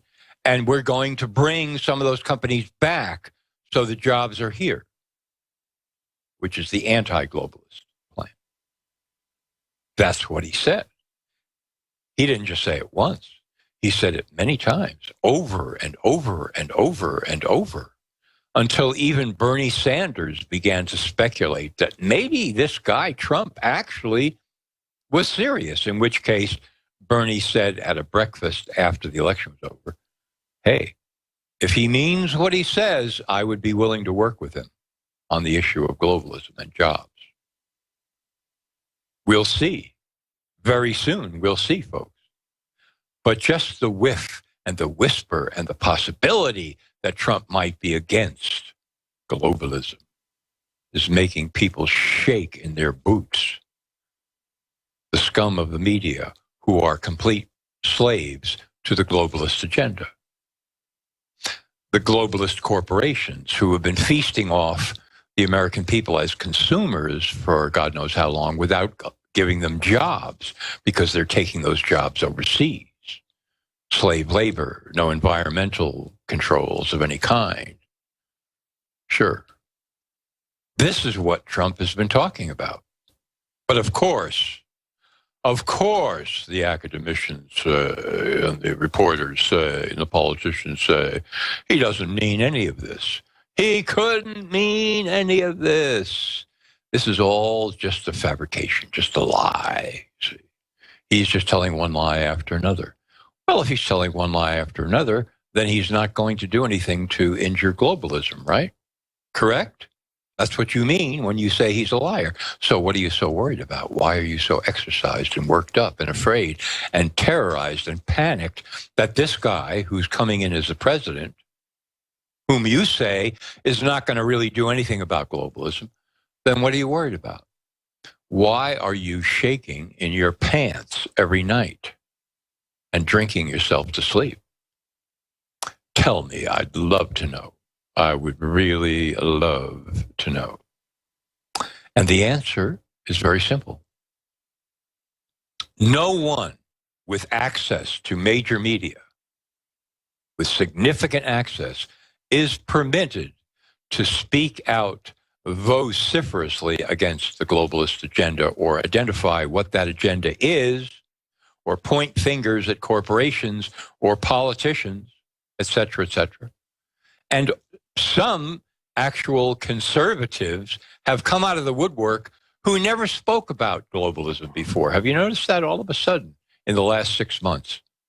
They woke up and said, yes, globalism is the enemy, and and Trump is talking about destroying globalism and replacing it with the nationality or nationalism or America. Wow, this is incredible. Why didn't you recognize 3 years ago, 4 years ago, when Romney was running and Bush was running, that they were arch globalists? Why didn't you say anything then? Okay, you woke up now. You got on the bandwagon now. Good for you. This is the fear that Trump is not just lying through his teeth, that he actually is going to do something and has already begun doing it, bringing jobs back to America, preventing them from leaving. And he hasn't even walked into the White House yet. So we'll see. I'm not betting the house or the farm or any of this. I'm not saying the greatness has arrived and everything is now wonderful. Hope and change. I'm not going back there. Don't go back there, okay? Do not go back there. The movement of millions of people who have opted for Trump, and the millions more around the world who are also waking up to the idea of their nation as opposed to the globe, the global village. These people, you are the force. You are the basic, the major, the top, the inside, the outside, the left, the right, everything force. You are the force. You are what can keep this thing going and expanding by demanding that, in fact, we get rid of the scourge of the globalists that has taken over the world and has been, determined to run it completely. And we haven't even gotten into the technocracy aspect of it, which is a whole other thing. That you eventually, the plan being that you, as an individual human being, would have a card, and this would be an energy card, and you would carry it around with you. And every time you bought something, you would stick out the card, and they would take it and do something, put it in the machine, and subtracted from your energy quota would be the cost of what it took to produce that particular item that you're buying. The cost in energy, not in dollars, in energy. You understand? You get an energy quota. Everybody has an energy quota and a card. And this is the control. And when the card runs out for the period of time for which it's intended, that particular aspect, you're done. No more energy. Got to save the planet, got to do this, can't let everybody fry, global warming is going to destroy us all, blah, blah, blah, blah, blah. I put an article up today on No More Fake News. New York Times, January 26th, 1989. No evidence whatsoever of global warming trend in America. Study was done, federal funded in-house study. No warming over the last 100 years. No warming over the last 100 years. But of course, no, we can't pay any attention to that because that has to be wrong. It has to be wrong because we have to have carbon taxes, and we have to have cap and trade, and we have to have lowered energy production, vastly lowered energy production in economies all over the world that will torpedo these economies and the people, meaning us, who are, trying to make a living. We'll be back for the last segment. John Rappaport, INFOWAR. John Rappaport, last segment here in the fourth hour, sitting in for Alex. So all of this is made possible by the store at INFOWARS. Free shipping, store-wide right now. All new specials live at InfoWarsStore.com. And this will be extended until these products sell out. Living Defense, 30% off. Super Male Vitality, 30% off. Silver Bullet, Colloidal Silver, 50% off. Brain Force Plus, 33% off. Winter Sun Vitamin D, 25% off. Survival Shield X2, 30% off. And BioTrue Selenium, 30% off. As well as Liver Shield, Liver Cleanse Formula, 20% off. And when you get Liver Shield Plus, the Oxy Powder Colon Cleanser together in the Advanced Liver Cleanse Pack, the total comes to a massive 30% off. So these sales are being extended at InfoWarsLife.com. InfoWarsStore.com. Until they're gone. Free shipping store-wide, all new specials. Get to it, folks. Excellent products for you, and in the process, you support this operation called InfoWars, where you are getting all this information. So don't pass it up. Okay, a few minutes left here. I started off talking about reporters and editors and how they recognize each other. That's really what it is. They smell the same smell. I mean, it really comes down to that. Oh, yeah, he's one of us. Sure, he talks like us. I can tell he thinks like us. He acts like us. His attitude is like us. It's kind of like a semi-high IQ mucus, okay? That's what I think of it as. Oh, yes, I'm spotting in Jones, our newest candidate for a reporter, semi-high IQ mucus. Yes, very good. Yes, I think he'll be fine. He'll be fine. One of us. And they are going all in, risking everything, major media I'm talking about, with the most fantastical stories, you know, that are just ridiculous. The Russians and the Putin and this and that and all the fake news sites are really working for who? For Russia? What? You know, they are going crazy. Literally crazy, though, because they sense the end is near. The seesaw has swung. More people are now getting their actual news, which they are reading and listening and watching, not just, oh, I see, you know, from independent media, than from mainstream media. That's just the way it is.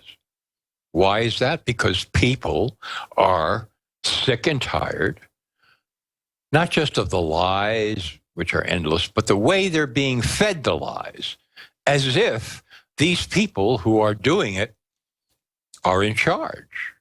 They've somehow been given the royal key to the royal chamber, and they're in charge, and they're not. And they're losing their livelihoods and their pants and their paychecks and everything that they hold dear, and their reputations are just going down the drain. And you and I and a lot of us are helping that to happen.